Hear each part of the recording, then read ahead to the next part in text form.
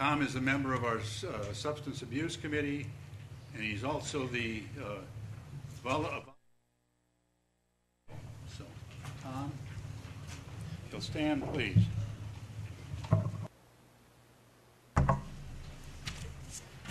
When I talk, you don't need to listen to me, but I'm going to read 4 verses of God's Word, which I think will really impact what we're doing here today. It's from Philippians 2, 1 through 4. Therefore, if there is any consolation in Christ, if any comfort of love, if any fellowship of the Spirit, if any affection and mercy, fulfill my joy by being like-minded, having the same love, being of one accord, of one mind. Let nothing be done through selfish ambition or conceit, but in lowliness of mind, let each esteem others better than himself. Let each of you look out not only for his own interests, but also for the interest of others. Father, we ask that as the meeting progresses, that there'd be unity in the spirit here, and that the discussions that take forth would please you, and that others would prefer others rather than themselves. And Lord God, we ask that you would guide the conduct and the conversations here. In Jesus' name, amen. Thank you, Tom. I pledge allegiance to the flag of the United States of America and to the republic for which it stands, one nation under God, indivisible, with liberty and justice for all.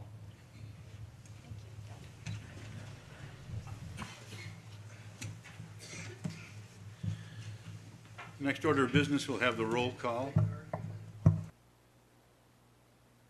Dan Rabel is absent. Alfred Schrank? Present. Julie Spear? Here. Joe Hirchin is absent. Bill Peavy? Here. Gerald Peterson? Here. Charlie Grant? Here. Greg Telejohn? Here. Roger Larson? Here. Richard King? Here. Frederick Horn? Here. John Mortensen? Here. Esther Wentz? Here. Gene Ritz? Here. David Peterson? Here. David Osnes? Here. Lauren Sather? Here. Richard Marzoff? Here. Sharon Norton Bowman? Aye. Peter Post is absent. Roger Rebholz? Here. Bill Cranmer will arrive late. Daryl Stanifer? Here. Debating if I say aye. John Bora? Here. Clarence Malik is absent. Steve Hermson? Here. Kenneth Colby? Here. Cindy Leonard? Here. Linda Lucky? Here. Ryan Seacard? And Laura Tomerdal.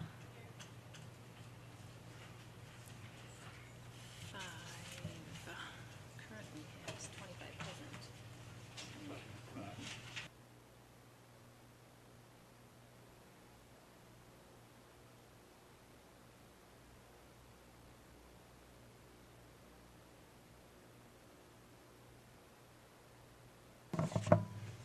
Okay, the next order of business, then I'd ask the administrative coordinator to give us his report.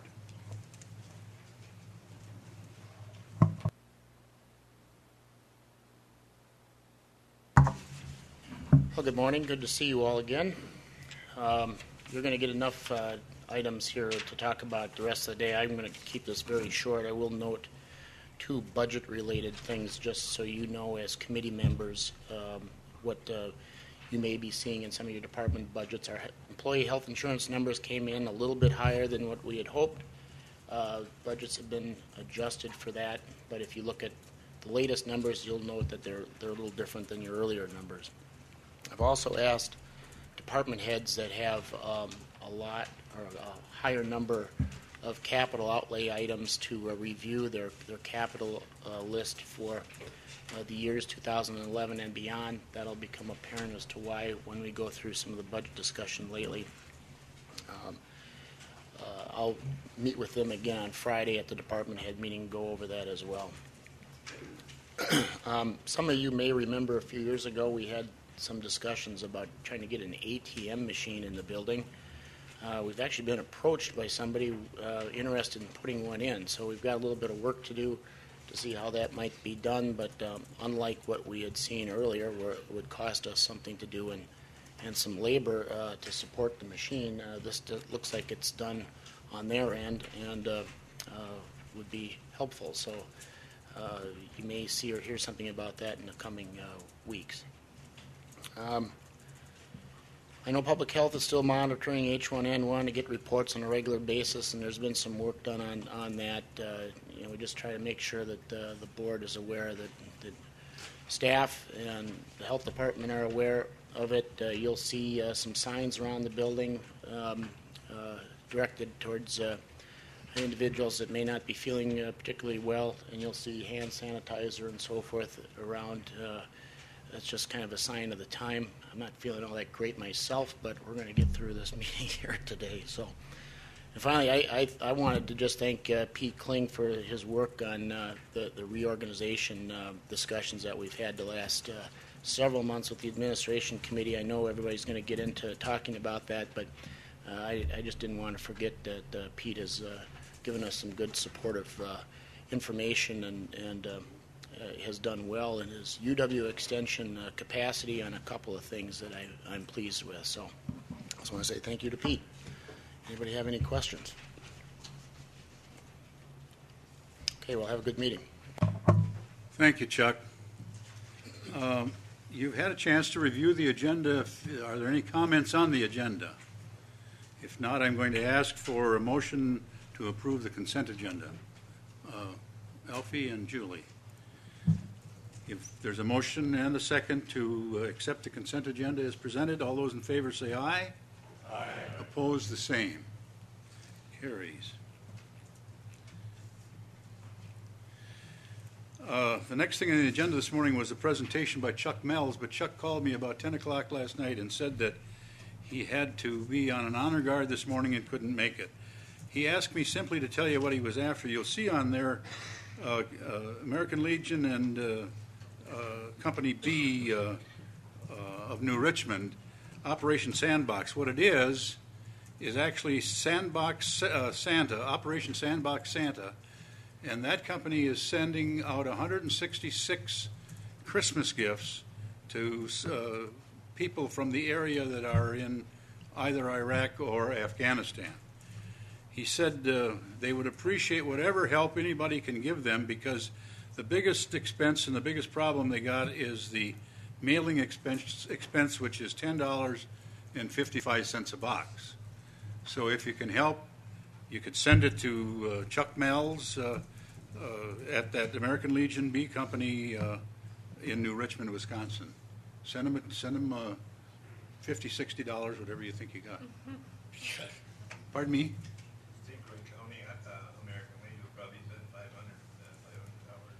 Thank you very much. Okay, that was, so I've added for what I know about the thing. Chuck called me kind of late and in a hurry last night, so whatever help we can give him is going to be appreciated. Also this morning, right near 10 o'clock, we're going to have some 4-H ambassadors and Nancy Berman here who will give us a report on the 4-H activity in the county and will serve us ice cream at 10 o'clock. So we have to kind of keep to that time because the kids need to get back in school. Okay, first order of business then this morning is number 1, the resolution to charge back municipalities due to correct real estate taxes. And you've seen the resolution in your packet. What is your pleasure here? Who carries? I didn't. Darrell, would you take that? Mr. Chairman, I move the approval of the resolution to charge back municipalities due to incorrect computation of real estate taxes. I'll second that. Second is Dave Peterson. You've heard a motion and a second to approve this resolution. All those in favor say aye. Aye. Opposed, the same. The second item is resolution approving reimbursement due listing officials for listing of dogs in the county, in the townships. I don't know who brings that forward. I'll bring it forward. Okay. Is there a second to that? Esther seconds it. Any discussion on the listing of dogs in the county or in the townships? If not, all those in favor say aye. Aye. All those opposed, the same.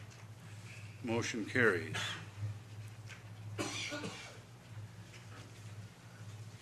The next item of business, I'm going to put Jack Covard on. Jack is going to give us a report on the emergency management area this morning.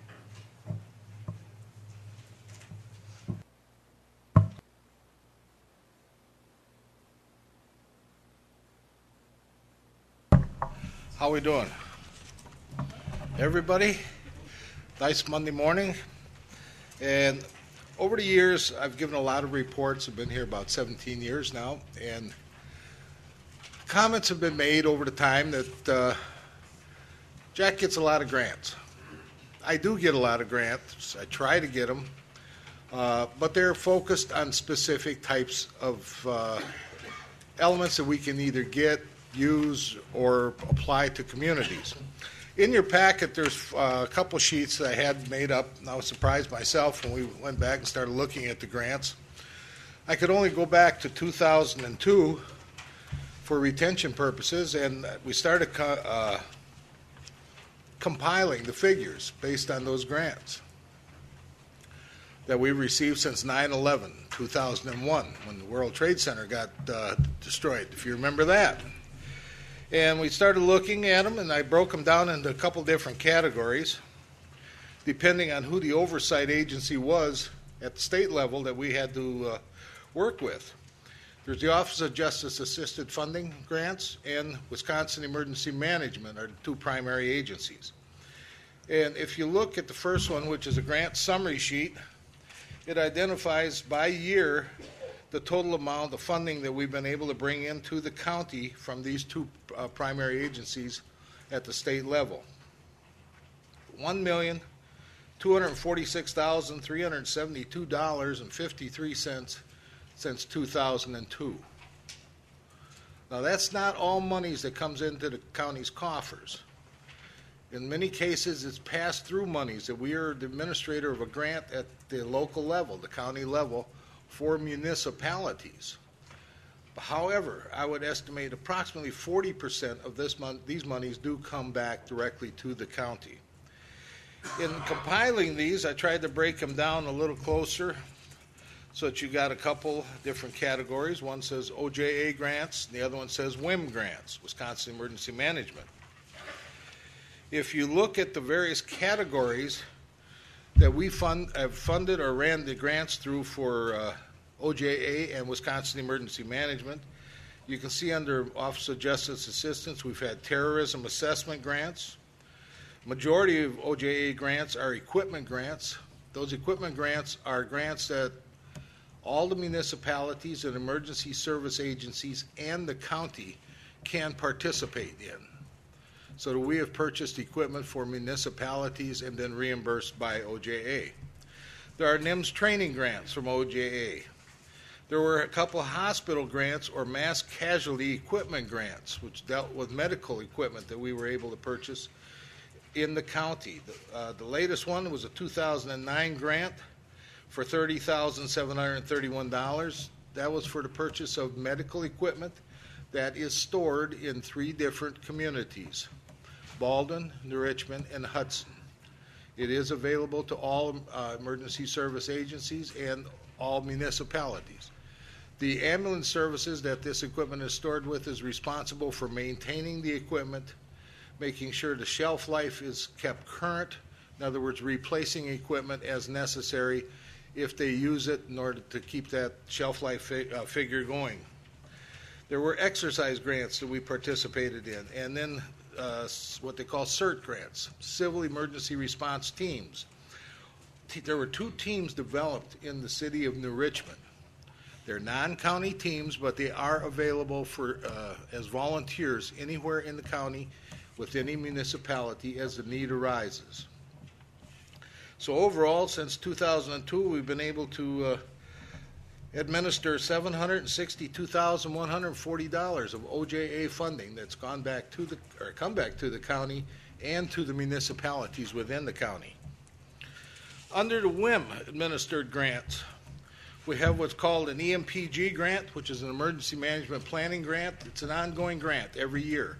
It helps to fund part of my salary and benefits and some of our operating costs and part of my part-time secretary's salary and benefits. There is a grant called EPCRA, Emergency Planning Community Right to Know Act grant.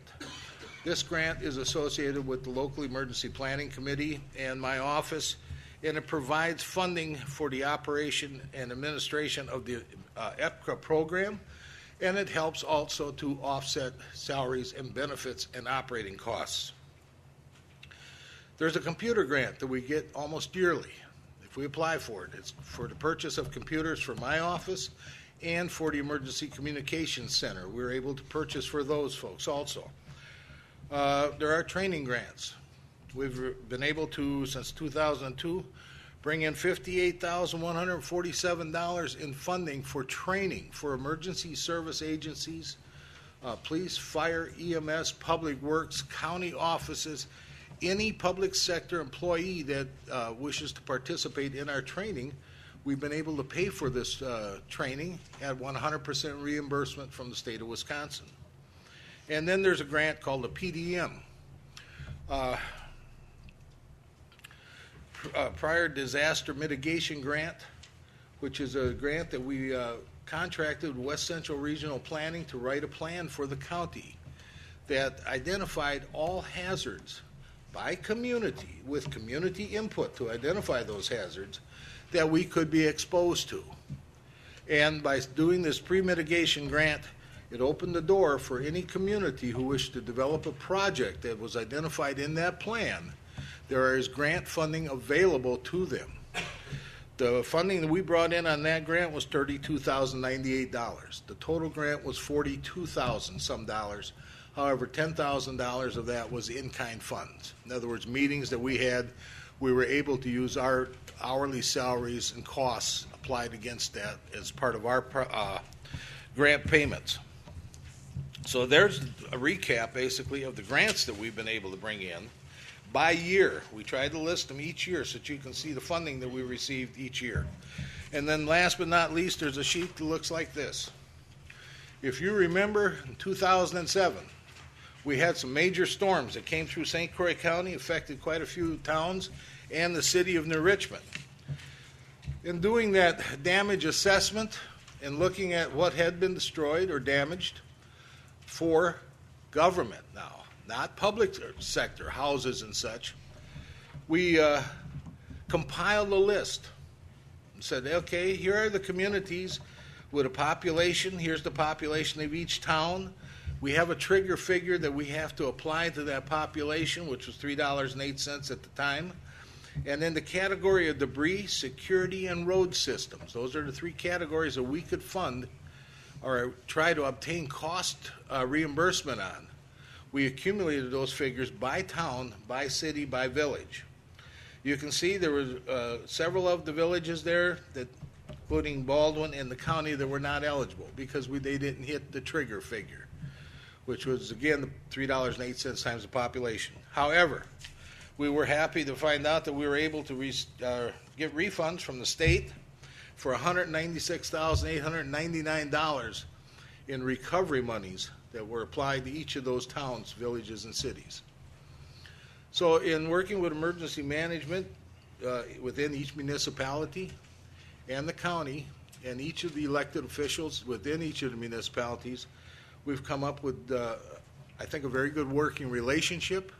They are participating quite extensively in our training programs. They have worked very effectively and voluntarily with me when we have any problems, any damages, to try and get the funding sent or the funding returned back to them or to pay for their costs. Most recently, we turned in, I think it was $250-some thousand in damages for the town of St. Joseph, with a tornado that did go through that community that left a tremendous amount of debris on the roadways, which had to be cleaned up, and the town paid for the entire cleanup costs.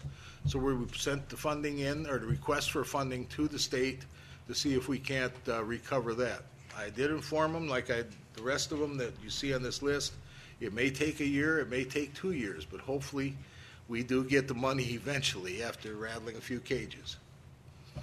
So again, this is just a recap, trying to give you an idea of what type of funding and revenues we've been able to generate and bring back to the county, what types of grants we're able to obtain, and the dollar value of those grants, hopefully to increase the effectiveness of emergency response within a community and within the county itself.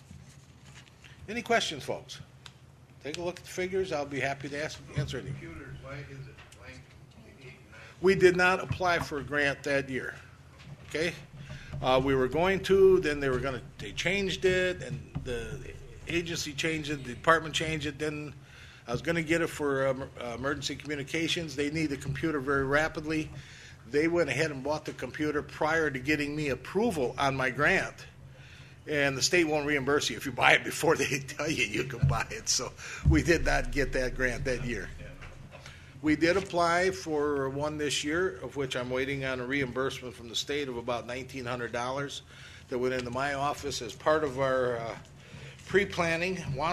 Every 4 years, we're eligible for $6,000 in reimbursement on computers. So I think Chuck got the thing on it. It's a grant for next year. We're looking at purchasing 4 computers for dispatch center.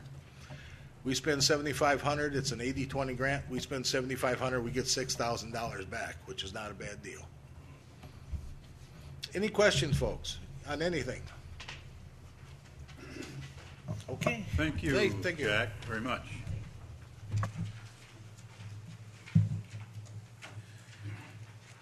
We will now first take up the resolution supporting tobacco prevention and control programs. Esther, you bring that to the floor? I will bring it to the floor, Mr. Chair. Is there a second? John seconds it. Okay. Discussion. Any discussion on that resolution?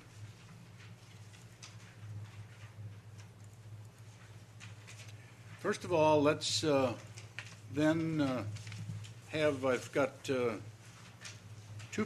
young people that would like to speak. They have the approval.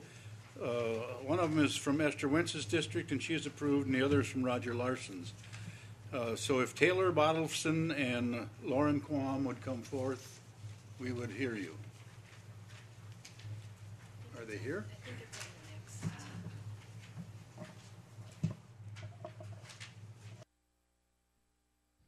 I think those individuals are here, Roger, to speak on behalf of item number 5. Oh, I'm sorry. That's right. That is something. There's something else. I'm sorry about that. They were okay. There's no discussion on this particular resolution. All those in favor say aye. Aye. Opposed, the same. That resolution carries. The next resolution is the one that is more pertinent to their discussion. And that's the resolution for a tobacco-free policy for county grounds with government buildings, county-owned parks, the fairgrounds, and county-owned vehicles. Esther brings it to the floor. Is there a second? Buzz Marzoff seconds it. Okay. Any discussion? Pardon me?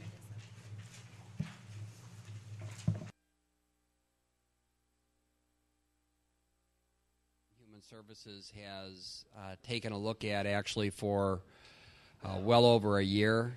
It's come back in various versions, and what you have before you today is the final version that talks about tobacco-free grounds. Our health educator, Geraldine Carl, if it's okay with you, Roger, she would get into a little bit more detail behind the resolution, and then we actually have 3 individuals that would like to speak with regard to this resolution today. Dr. Paul McGinnis came a little bit late, and he is lives in Buzz Marzoff's district, and we do have the slip sign for Dr. McGinnis to speak. So with that, I would turn it over to Geraldine.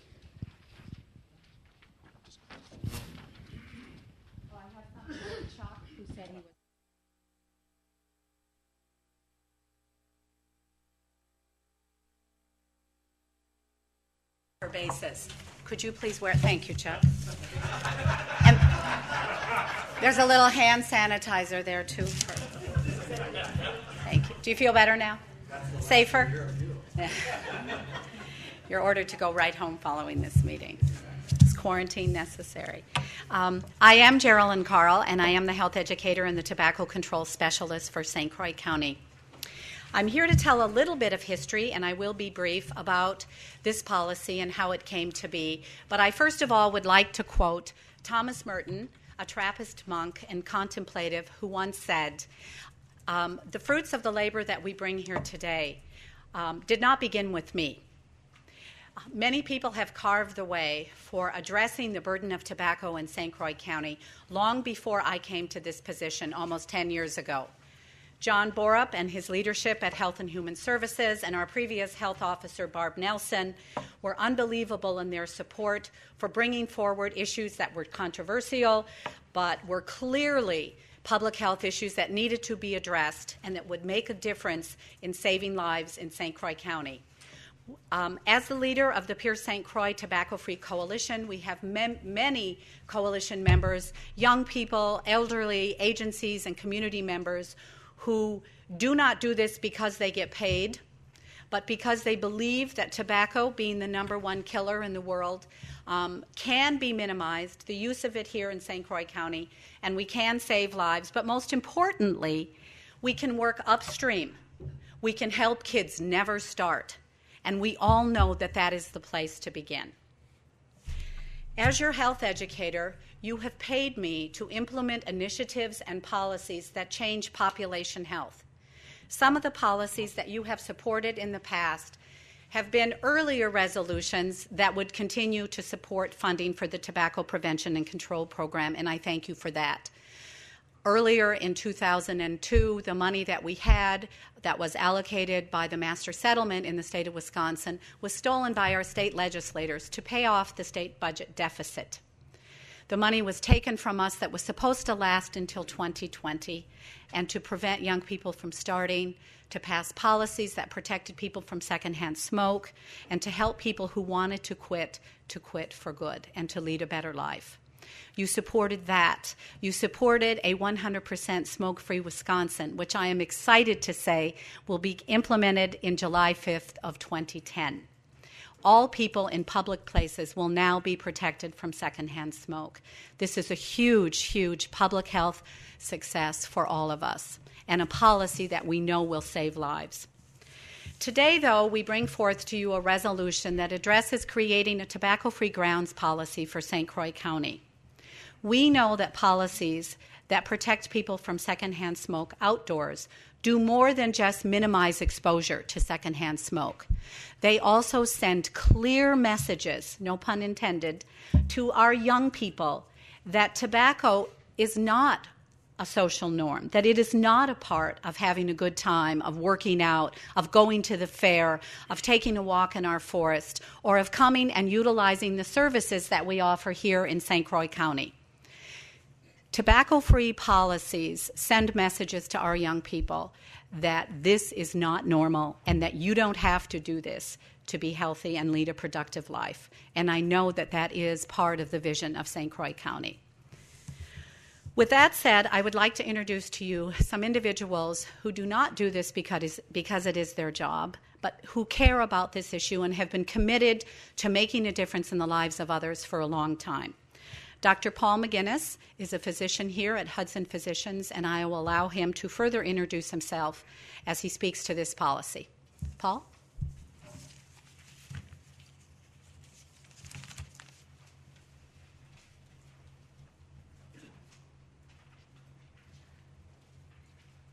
Thank you very much, Chairman Reppold, Supervisor Mesolf, for an opportunity to speak to you all. Thank you for your indulgence and your attention. Smoking cessation obviously is a key part of what I do as a physician. It's one of the most significant health benefits and things I can do to help my patients regain and recover health and maintain health. And so I think that this is a critical step in the right direction that you all are looking at today. It's not an easy step.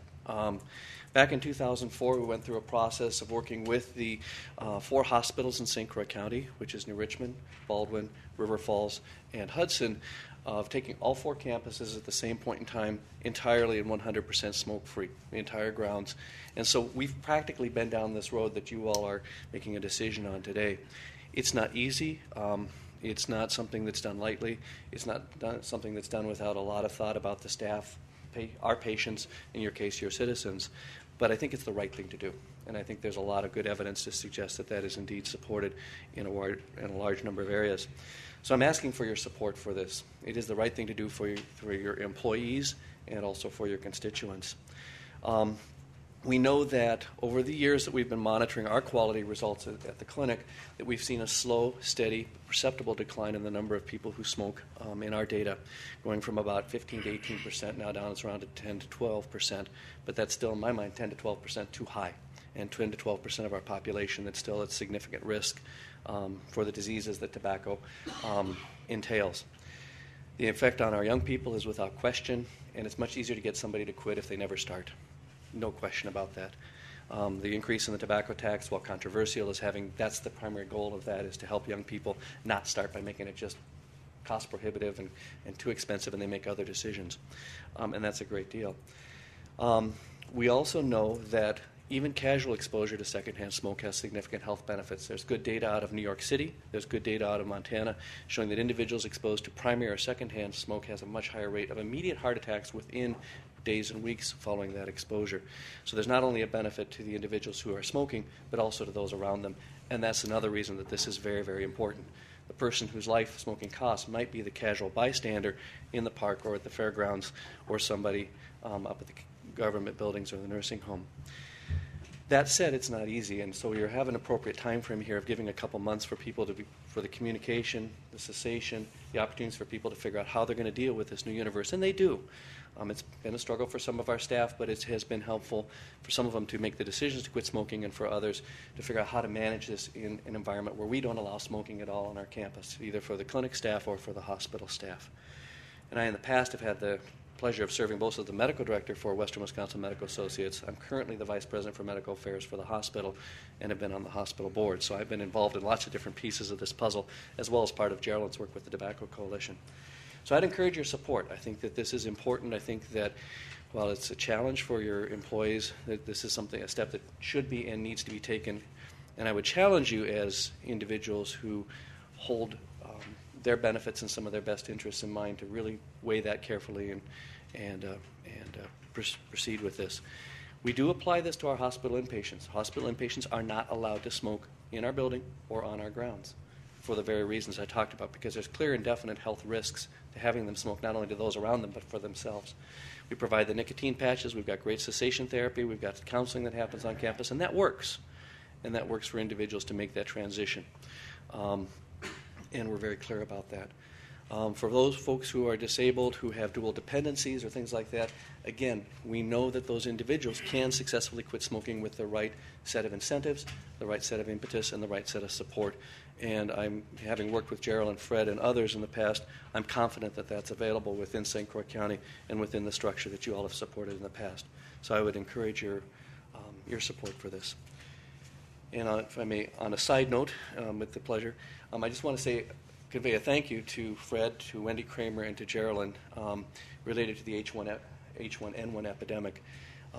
Yesterday morning we had 1,100 calls to the clinic. Our normal volume is about 600 to 800 calls, so we've picked up about twice as many calls as we would normally anticipate. We're diagnosing anywhere from 50 to 100 cases of H1N1 daily here in Hudson, and I didn't survey the other communities, so it's definitely out there.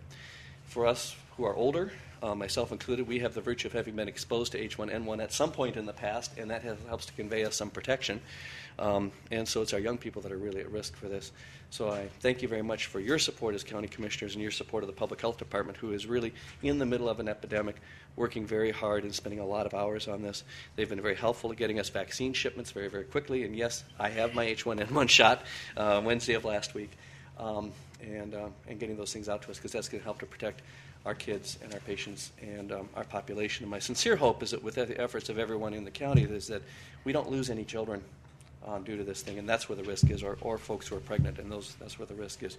So I would also challenge you as members of the county board to be advocates in supporting the efforts of your public health department, both on the immunization front, but also on the quarantine front, is an example over there. We're going through masks like wildfire at the clinic. So thank you very much for your support.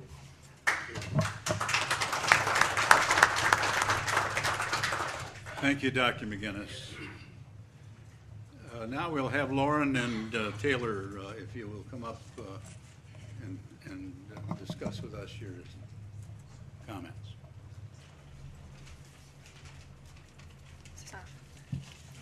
Okay.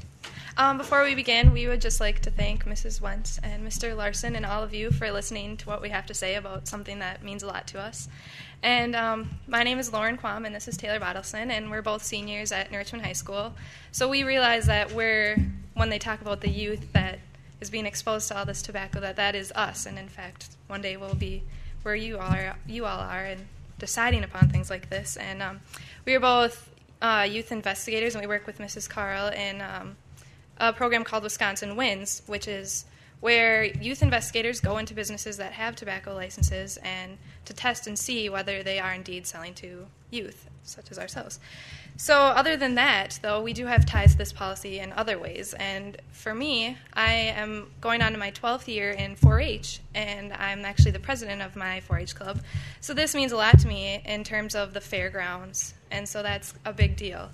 And I just think that one of 4-H's messages and goals is to be the best that you can be. And so when we have youth in the fairgrounds trying to have a good time and convey all that they've done throughout the year to community members and people that don't belong to our community, and they see people that are mentoring them, smoking or any tobacco use, it's like an oxymoron into what we're trying to accomplish here. And it ruins everything that we have going in the mentoring and building up of youth in our 4-H programs. And the community values and what we're trying to represent in the St. Croix County Fairgrounds just gets destroyed in that aspect. And also the safety issues of the cigarette butts around and the fires with all the hay and everything outside of the barns that just throws that all off. So we realize that only 20% of the population in Wisconsin smoke and 80% don't. So we should let the majority rule the population and not the minority. And I'd like to add to that, being a guy at a high school, you see everything. You see the drugs that go on. You see, most of my friends use tobacco products. They come up to me, "Hey, Taylor, you want a dip?" No, come on, guys. This is a reality. All of you probably have kids, and, many of my friends, their parents don't know that they use tobacco products. That's the way it is. All of them hide it in their vehicle. They hide it in their truck. And if we, set these environments, forward this policy on, we can make these environments where they can't use these drugs. It's just the way it is. It's going to diminish. If they can't use the product somewhere, they're not going to use it after a while. So, it's just really going to diminish the use in our county's youth. And, it's just one of those things, what message are we sending to youth if at institutions that help prevent tobacco, such as where Geraldine works and where Wendy works, if we were enabling them to use the product? Outside there's ashtrays and stuff where you can smoke on the grounds. What is that telling everyone that comes to the program, that comes to the building? What is that telling them? It's almost enabling them. So, yeah. Do you have anything else to say? No. We just know that we can be part of something big here, and other counties might follow in our footsteps, and we want to set an example of something that will pave the way in the future for something great to happen. So we'd just like to thank you all for allowing us to speak and listening to us. It means a lot to us. So thank you. Thank you.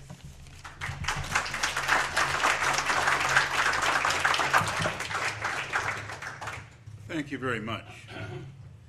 I listened with interest to Dr. McGinnis talking about the hospital area. The hospital's going smoke-free because, Daryl, the bank you guys built up there, it was interesting to watch in the morning and in the afternoon. The smokers would come from the hospital and stand on the street to smoke, and there was quite a few of them. Now I only see a couple of them that will do it. So it's having its effect. People have figured out ways to stop. So, any other discussion Esther. Mr. Chairman, after hearing all of this, I still feel compelled to offer an amendment to the resolution. And I do this after conferring with Fred Johnson, our Director of Health and Human Services, and also with Clark Schrader, who is the Director of St. Croix Industries. And my amendment would be to the tobacco-free policy for county grounds to allow an exception for safety reasons for the St. Croix Industries clients and residents of the nursing home. This exemption would not include staff or workers. I'll second it. Esther, could you repeat that, please? Certainly. I would offer the amendment to the tobacco-free policy for county grounds to allow an exemption for safety reasons for the St. Croix Industries clients and residents of the nursing home. This exemption would not include staff or workers.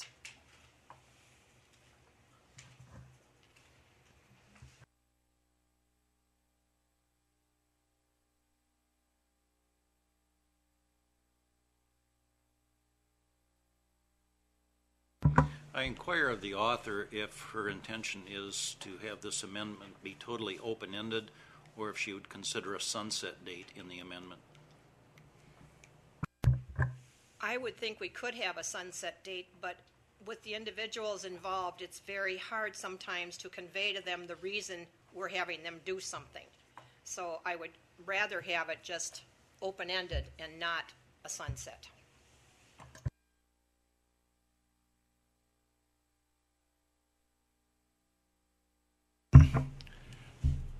I'm a non-smoker myself and quit in 1980.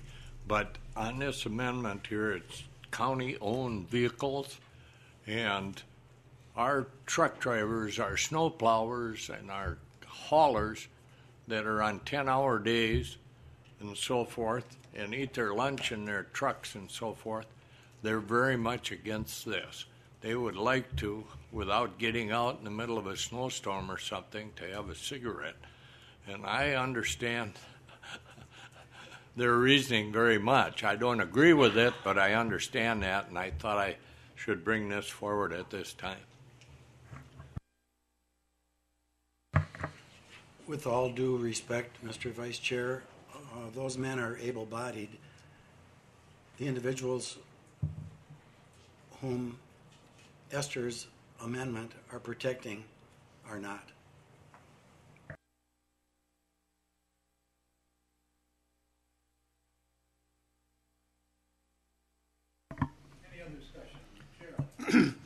I want to make sure I thoroughly understand this vehicle issue.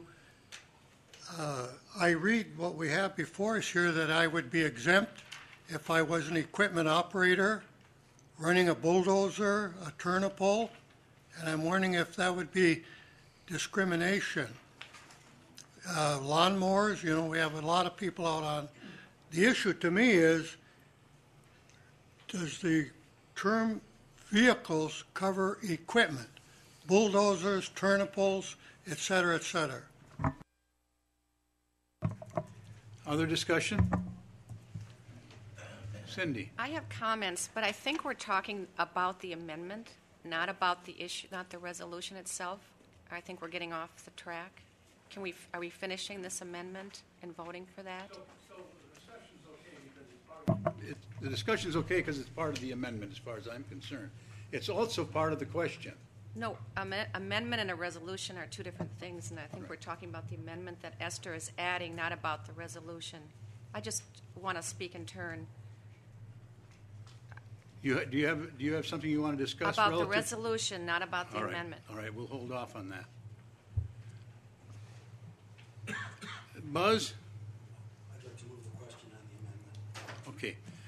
You've heard the question. You've heard you've heard the first and you've heard the second. All those in favor say aye. Aye. This is to the amendment. All those opposed, same. I think we should have a show of hands. All those in favor of the amendment.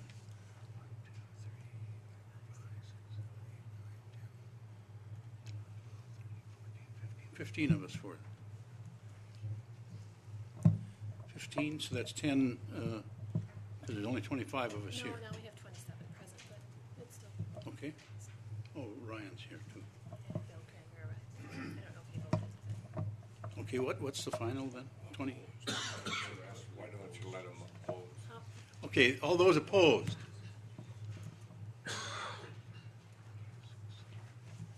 Seven opposed.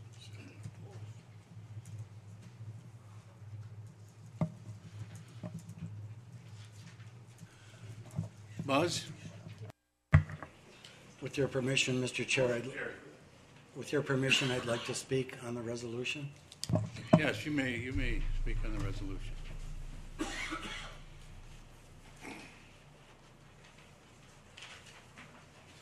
Please excuse my hat.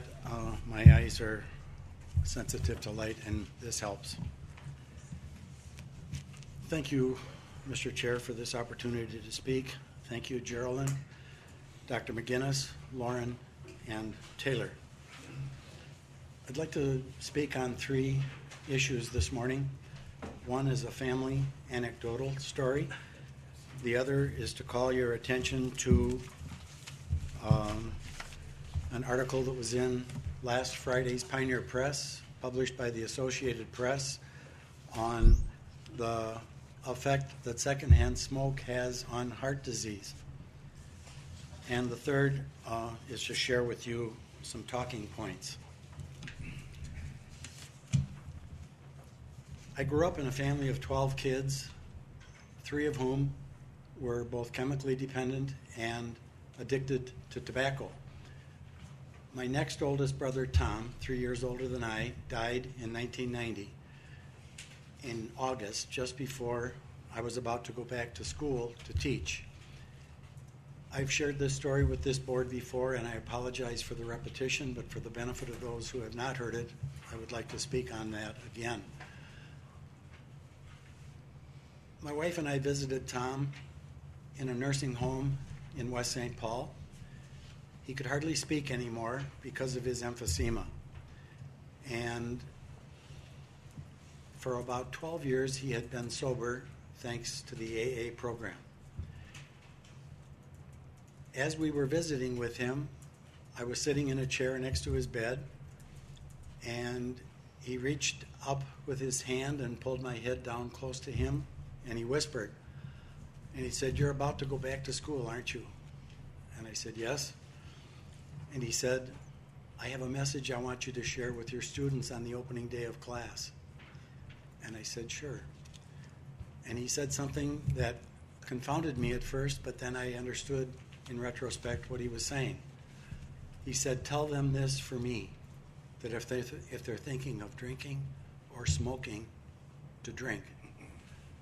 And I kind of shook my head, and because I didn't get it at first, I just let it go. But then, retrospectively, I realized what he was saying, that his addiction to tobacco was far greater to overcome than was his addiction to alcoholic beverages.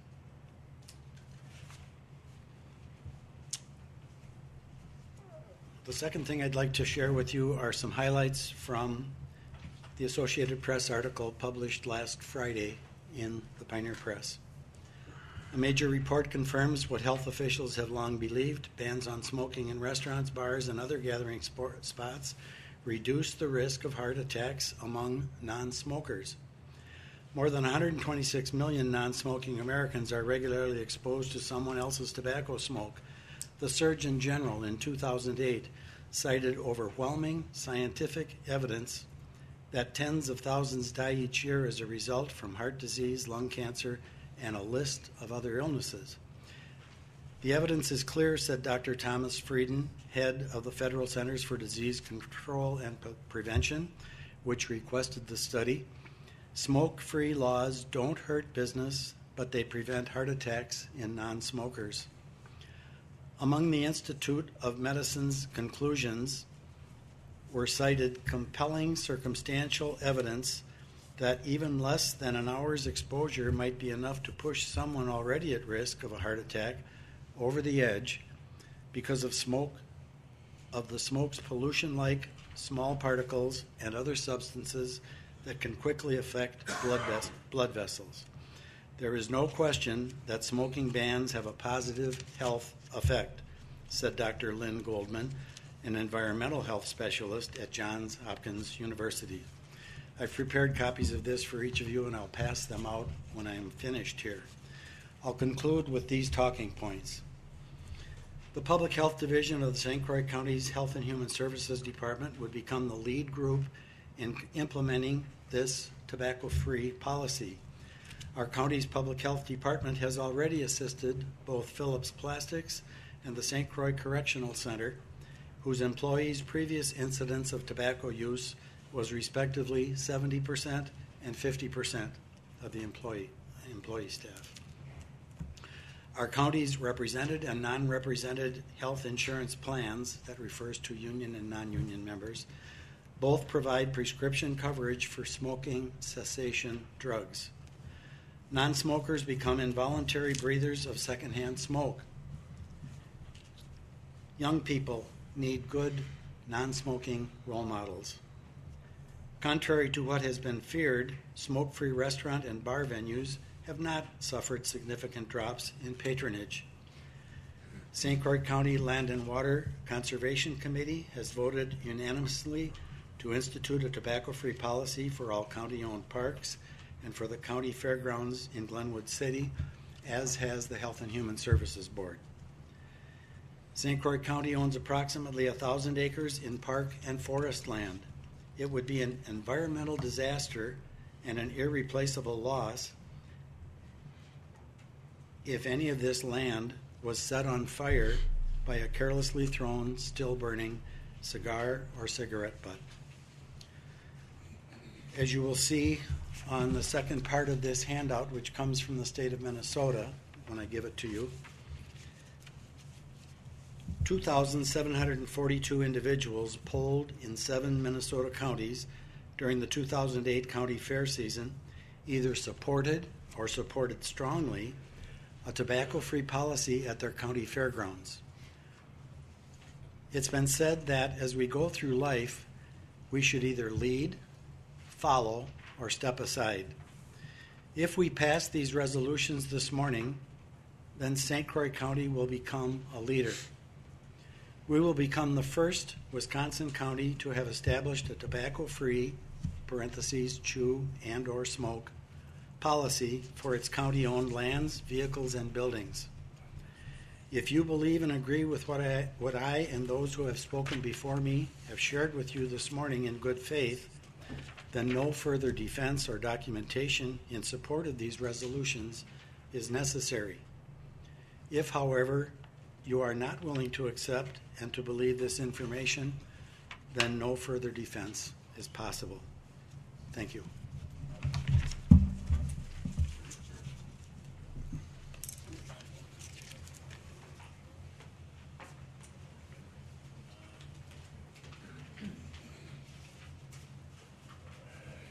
Cindy, you had discussion. I'm concerned about the kind of people that would now be turned away from county parks. We're talking fresh air, open air. You know, I personally do not smoke. I'm disgusted by it. I don't like the butts around. It's a mandate in our house. You don't smoke, and we test because we're so strong about that. However, I feel that you cannot make an adult stop something, and even a destructive behavior, unless they really want to. No one can make me lose 5 pounds. I have to want to do it. And I just feel like the county parks are so broad and wide that we're worried about keeping up these parks, being able to support them, fund them, and now we're going to say you can't smoke here. And we're talking huge acreages. I personally don't agree with the park restriction. I just think it's asking us to turn away more and more people from our parks. Designated spots are great, places to put things, make it convenient, but I see no reason to legislate and restrict the use of our parks to those who smoke. They're there, they exist. These people smoke because they want to. As much as I'd love to stop them, I don't think a law is going to stop them. one thing it would do is clean up the parks from all those butts that are thrown out in the west. And I don't think that's going to matter much. We thought, I was checking at the fair in the tractor pull area this last summer, and I saw very few people smoking, and that's where they can have a beer or two. So the number of people are way down as far as smokers are concerned. I don't think it'll make that much difference at the gate. Any other discussion? Steve? Thank you, Board Chair.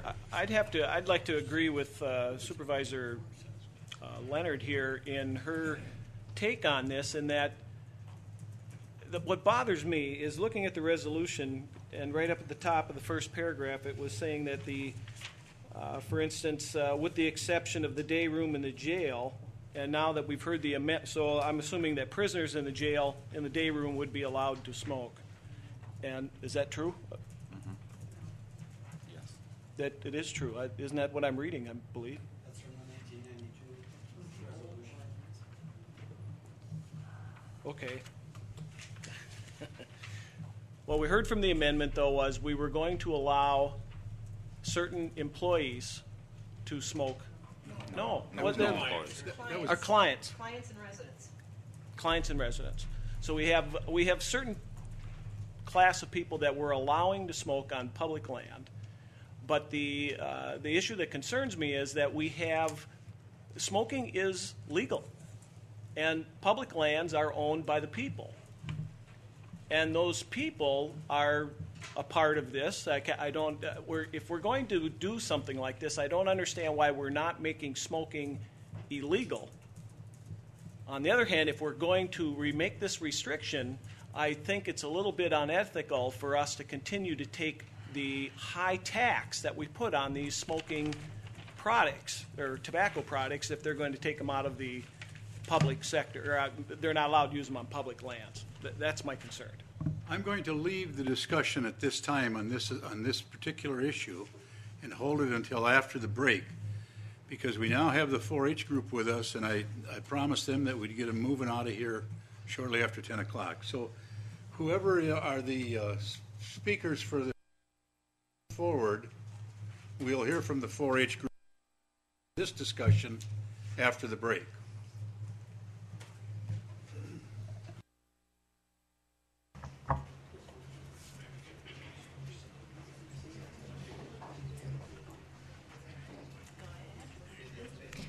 Hi, I'm Heidi Feiereisen.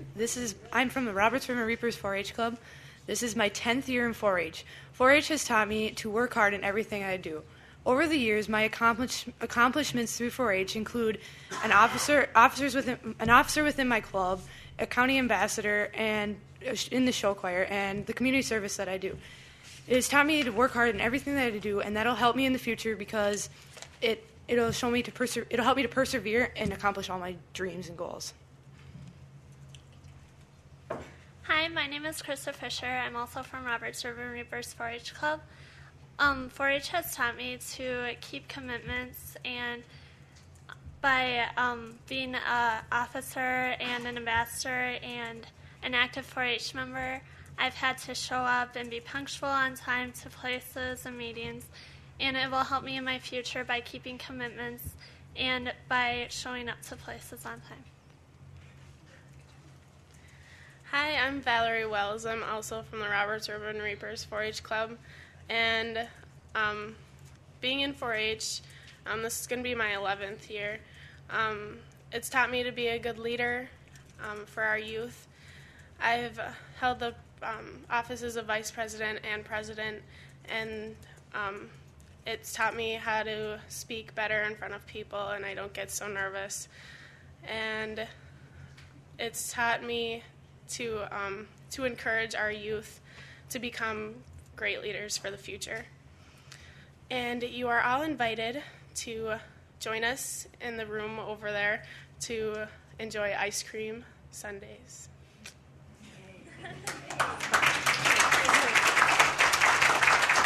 And thank you for having us today. Thank you, girls, very much.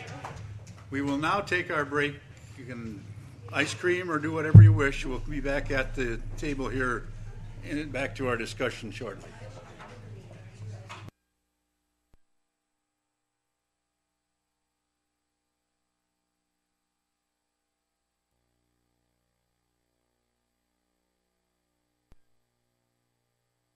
Number 5. And was it Linda that I saw your hand up? Do you recall what questions you had? Oh, I was just going to refer back to Jerry's question or whatever about would the operator of a bulldozer be subject to this smoking ban, and I thought someone should clarify for the record yes or no for him.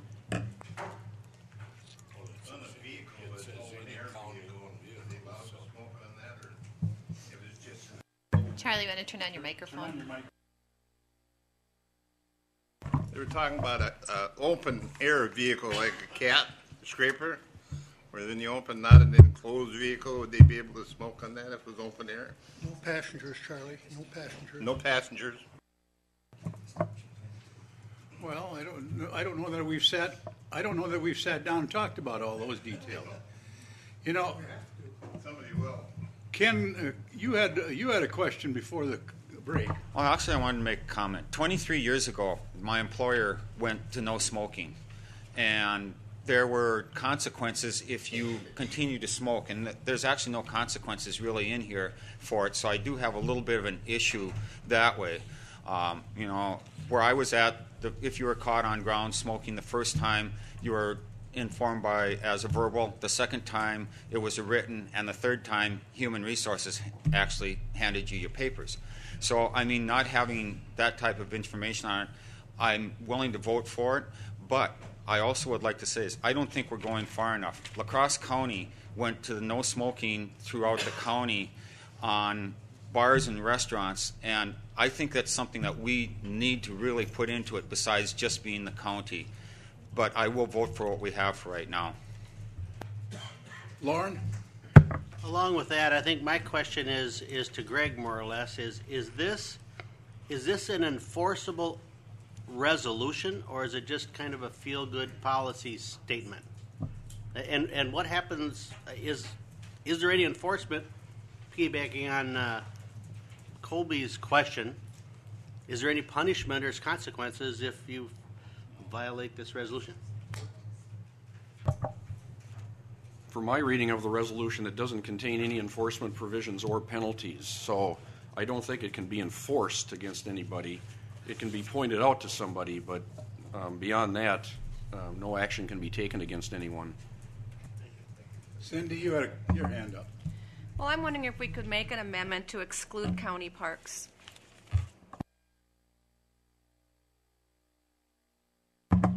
I would move that we make an amendment that would exclude no smoking laws for the county-owned parks.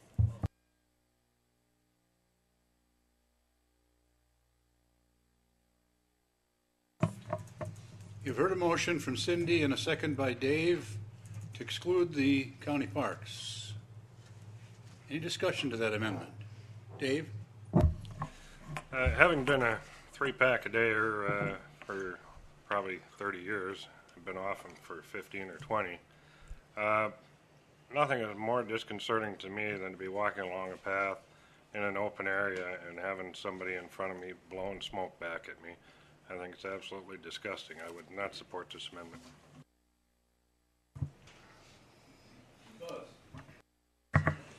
I heard a statistic recently that the number one source of pollution in the world is cigarette butts. I don't know if that's valid, but it's something to think about. My wife and I walk the shore of the St. Croix River quite often with plastic bags in our hands to pick up litter and keep the shoreline clean. And I would certainly confirm the statistic I just cited. Without question, the greatest number of things we pick up are cigarette butts. Thank you, Mr. Chair. I will not vote for the amendment for the simple reason that I have a very personal interest in this resolution. I was a polio child in the early 1950s, and any kind of secondhand smoke sets off my respiratory system to go into spasms. I have a great deal of difficulty when I come to this building, and I walk through a haze of smoke coming in the front door. I very much support this resolution as it stands, and I would encourage us to take a look down the road at some kind of enforcement of the resolution. And I speak to that pretty selfishly and personally, as well as for our whole culture. David? I think we've got to look at the campgrounds also, Mr. Chair. A lot of these people in some of those parks are at the campground are going to end up walking out in the water and smoking out there. Come worse, come to worse. Where's the butt going to go?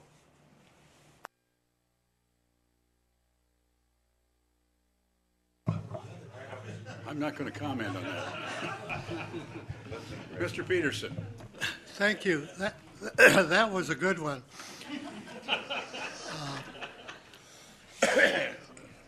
This is a very hard issue for me because I am opposed to smoking. However, I also am for the individual's rights. And coming back to the truck drivers, it's one man in a truck by himself, and if he wants to smoke, he's hurting no one but himself.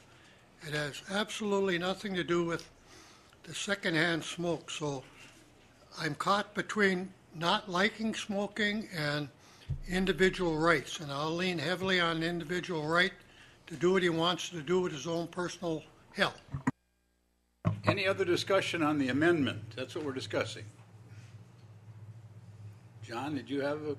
Well, I just wanted to comment that he's polluting, or she is polluting that truck for the next driver, as well as the county bears the cost for health insurance for most of the employees, and I think that gives us some right for something as terrible as smoking to try to take appropriate steps to reduce it. We're back to the amendment, remember. The amendment is to county parks. Any other discussion on isolating the parks? Bill? I'm a little unclear. Is the campground accepted currently under this policy in the county parks?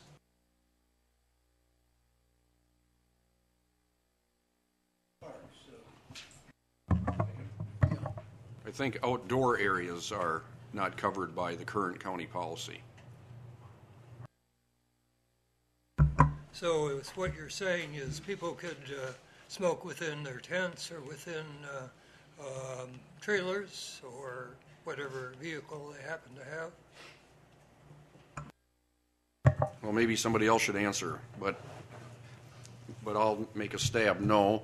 What it means is that in addition to county buildings, all county grounds and all county vehicles are also going to be smoke-free or tobacco-free. I'm not clear on which. They use both terms in the resolution, but it would apply to people in tents in a county park.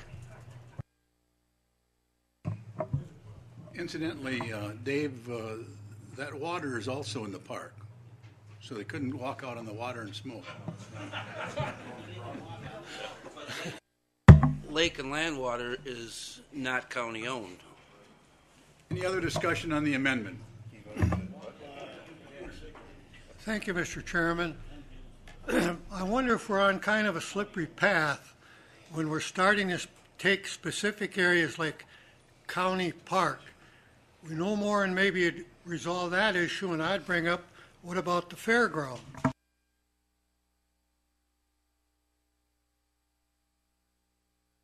Cindy, you had a... Well, what I'm gathering here is this is just hearsay. It's just a nice little resolution but we're not going to enforce it. So it's maybe just sending a message. I'm getting the idea that no one cares if it's enforced. Nothing's going to happen. So it's mainly just a motto or a philosophy.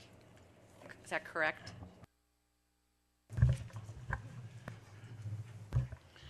It's more than just a motto. Anyone that smokes entering or in the area will be asked to quit. They can't arrest them or anything, but they will be asked to stop right on the spot. Buzz? Geraldine, not to put you on the spot, but could you share with us what you shared with me on Friday regarding the graceful, tactful approach? I would be happy to do an explanation. Yes. Let's get on with this. Maybe you can refresh my memory a little bit, Buzz, what we talked about on Friday. I was asked by Geraldine and Fred if I would speak on behalf of this resolution this morning, and I met with Geraldine in order to learn from her more than I knew, and she shared with me information that was invaluable. I apologize for not addressing the enforcement piece. And actually, this is just not a nice little policy. This is serious business we're talking about, changing and saving lives. And public health staff, with the support of Fred Johnson and my health officer, Wendy, and other dedicated staff, would take the lead on working with department managers, department heads, maintenance, grounds people in planning and implementing the policy so that it would be successful. The policy in itself is not meant to be punitive. And it's not going after the individual who uses tobacco. It's going after the product that kills people.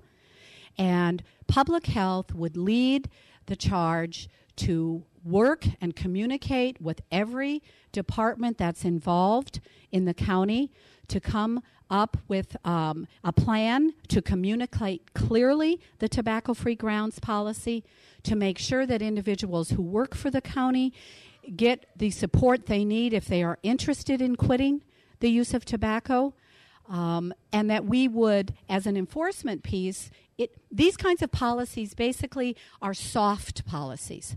And it's not that we don't care about that, it's that we know they work best if they're implemented that way. They're not punitive. Now, if you have staff, from the staff perspective, we would treat it as any other work policy. And yes, in that case, it could be punitive. If you were told by a supervisor that someone had witnessed you using tobacco somewhere, you would go through the regular procedure for addressing that violation as you would any other work order or policy that we live under. But for the general public, these policies can be self-enforcing. You clearly communicate the message. You educate staff on ways to go up and approach individuals if you do see a violation, and the potential to reach the public can be done through a variety of ways that are much softer. For example, other counties that have passed such policies in other parts of the country have little cards, like a business card, that they hand out to someone that says, you may not be aware, but this is a tobacco-free grounds. These are tobacco-free grounds. So the policies are not to go around and be tobacco policed. We're not going to go up to individuals and take chewing tobacco out of their mouths. That's unreasonable. This is a reasonable policy to protect people from secondhand smoke and to help kids never start. And these kinds of policies can be very successful if they're reasonably enforced in ways that can be gracious and can be considerate about people's addiction to the tobacco. We have to remember this isn't a bad habit these individuals have. This is serious addiction, and we care about that as well. So we would address that issue as well. But the policy is meant to be, as I said, just a policy, not an ordinance with a bunch of punitive things attached to it. And we would do everything we could to help that. We're going to move on to the amendment here. We're off of the amendment quite a ways. Any other discussion on the amendment? We're going to stay on the amendment at this point. If not, a motion is in order to approve the amendment or to not approve it. All those in favor say aye. I have a motion by Supervisor Leonard, a second by Supervisor Marzoff to amend the resolution to exclude no smoking for county-owned parks. I'm sorry, it was a second by Supervisor Osnes to exclude no smoking for county-owned parks. Okay, you've heard the motion again. All those in favor say aye. Aye. Opposed? Aye. Aye. Well, it's overwhelming. Sure, or should we have hands? I couldn't tell. Okay, let's have a hands vote. All those in favor say aye by the use of a hand. 9 ayes, and the rest are the rest. So the motion does not, the amendment does not carry. Okay, we're back on the original resolution. Any other discussion on the resolution from the floor? Ken? I just have one question on the second page, the second whereas, on the third line of the second whereas, it starts talking about buildings and parks and fairgrounds, but it says fairgrounds supervisors. Does that mean that the supervisors is actually supposed to be every part of it, not just the fairground supervisors? I'm assuming that it's all supervisors, but the way it's written, it looks like it's referring to meetings with the county buildings and with the county parks. And then it says with the fairground supervisors, but I'm assuming that's the supervisors of all the other.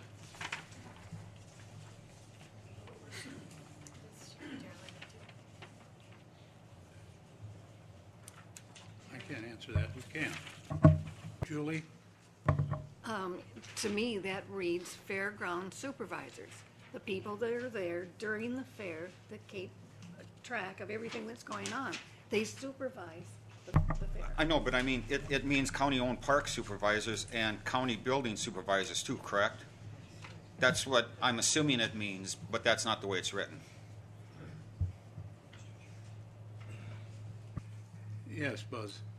I don't mean to sound technical or esoteric, but the word supervisors is meant to be in what's called apposition with the words county building and county-owned parks. It's there for convenience and economy of words. Another way to look at it would be, but not limited to, meetings with county building supervisors, county-owned park supervisors, and fairground supervisors.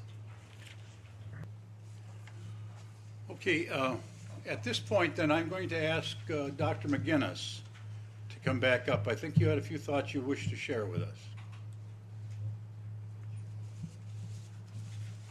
Thank you very much, Mr.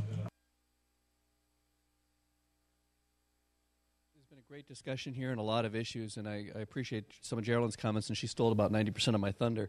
What we've done at the hospital and at the clinics is to have this, what we call a soft policy. For our employees, it's an employment policy, and just like anything else, the amount of perfume they wear, how they come dressed to work, the condition that they keep their belongings and their workstations in, it's part of that policy. For our visitors, we've taken a very soft approach, much as what Geraldine has talked about with the county, and we worked extensively with her and her staff to implement all of these, and it's been very successful. I'm not aware of anyone we've had to discharge for this. I know there's been some conversations with some folks, and that's worked very well for our facility. We still have one of the highest employee satisfaction numbers in the nation for our campuses. Even with this policy in place, and as we went through this process, that really didn't change. So from that standpoint, and I understand the issues, and I think it's important to understand this as an addiction, not as a choice, and we understand the difficulty people deal with. Anything we can do to help them make that step is going to help you save on your health insurance costs, help them recover from an addicting illness. So once again, your support would be greatly appreciated. Thank you, Dr. McGinnis. Any other discussion on this resolution? If not, you want to hear the motion back again? It was a motion to approve with the amendment. The motion was made to approve the resolution as shown. And the amendment was also approved. With the amendment, but we voted on the amendment. Yeah. With the amendment that went with it. Okay, all those in favor say aye. Aye. Let's get a show of hands. Could we ask for a roll call vote, please? Okay, that's fine.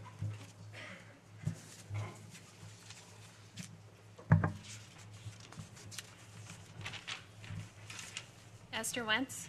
Yes. Gene Ritz? Yes. David Peterson? Yes. David Osnes? No. Lauren Sather? No. Richard Marzoff? Yes. Sharon Norton Bauman? Yes. Roger Rebholz? Yes. Bill Cranmer? Yes. Daryl Standifer? Yes. John Borup? Yes. Clarence Malick? Oh, sorry, he's not here. Steve Hermson? No. Kenneth Colby? Yes. Cindy Leonard? No. Linda Lucky? Yes. Ryan Seacard? Yes. Laura Tomerdahl? Yes. Alfred Schrank? Yes. Julie Spear? Yes. Bill Peavy? Yes. Gerald Peterson? Yes. Charlie Grant? Yes. Greg Telejohn? Yes. Roger Larson? Yes. Richard King? No. Frederick Horn, Yes. John Mortensen. Yes. 22 to 5. The motion carries 22 to 5. Okay.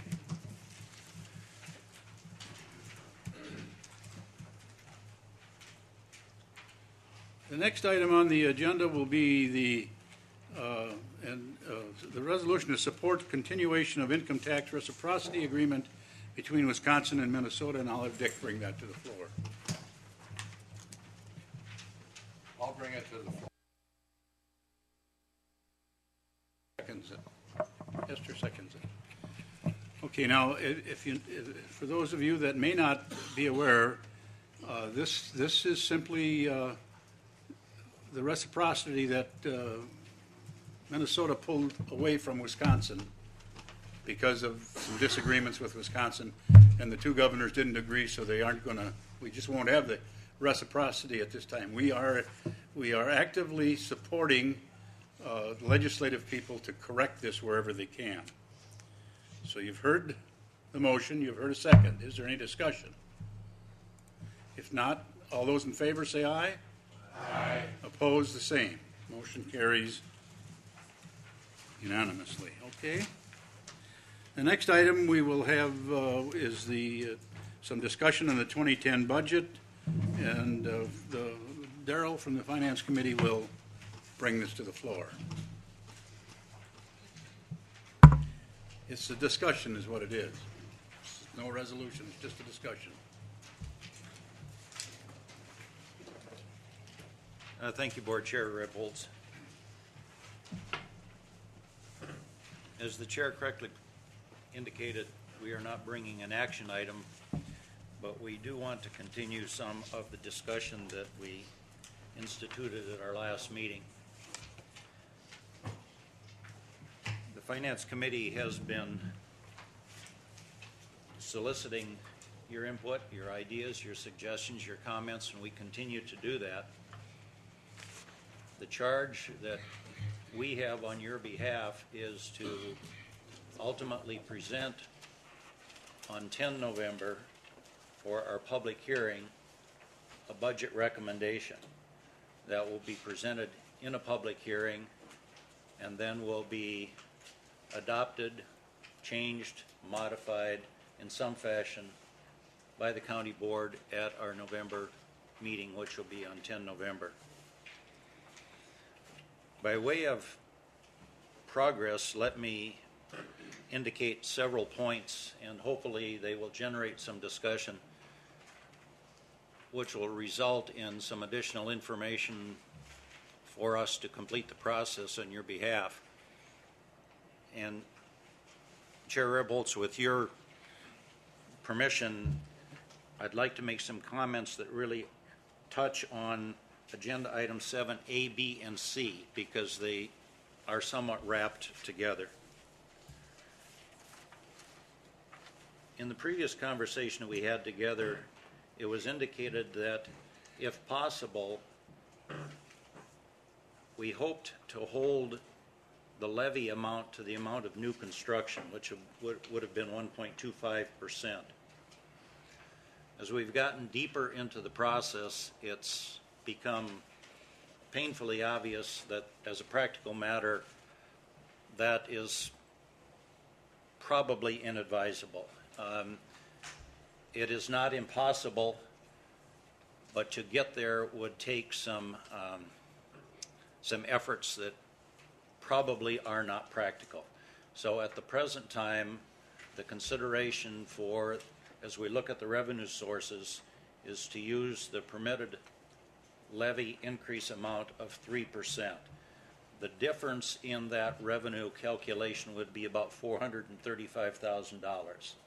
So the discussion that we're having at this point increases the levy to 3%, and from the conversation we had last time, that increases revenue sources approximately $435,000.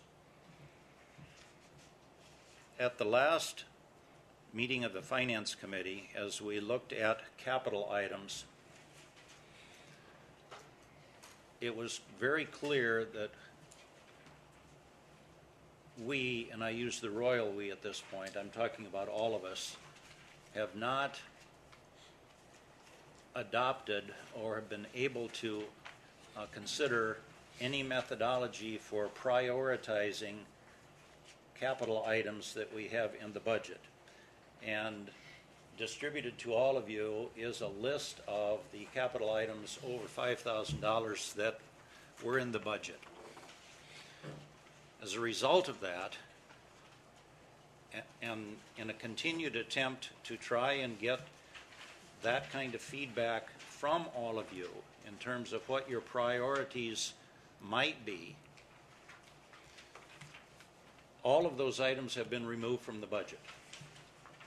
And when I say all, I mean all. That entire list of capital items, which are all the capital items over $5,000, are currently out of the budget.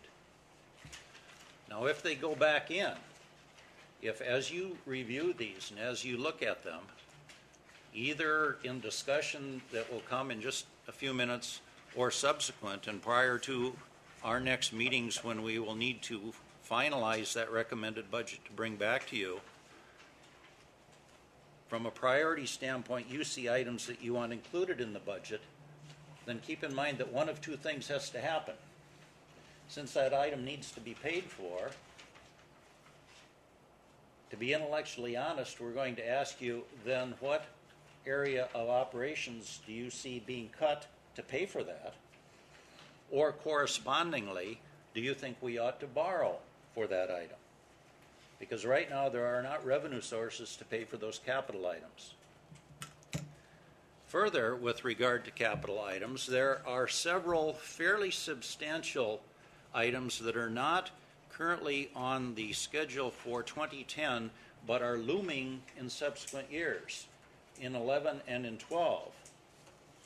And so that we don't get ourselves into a structural deficit, keeping in mind that it's quite likely, and that is 7B, which we'll touch on in just a minute, it is quite likely that we will be taking advantage of the revenue zone economic development bonds as a revenue source for a highway.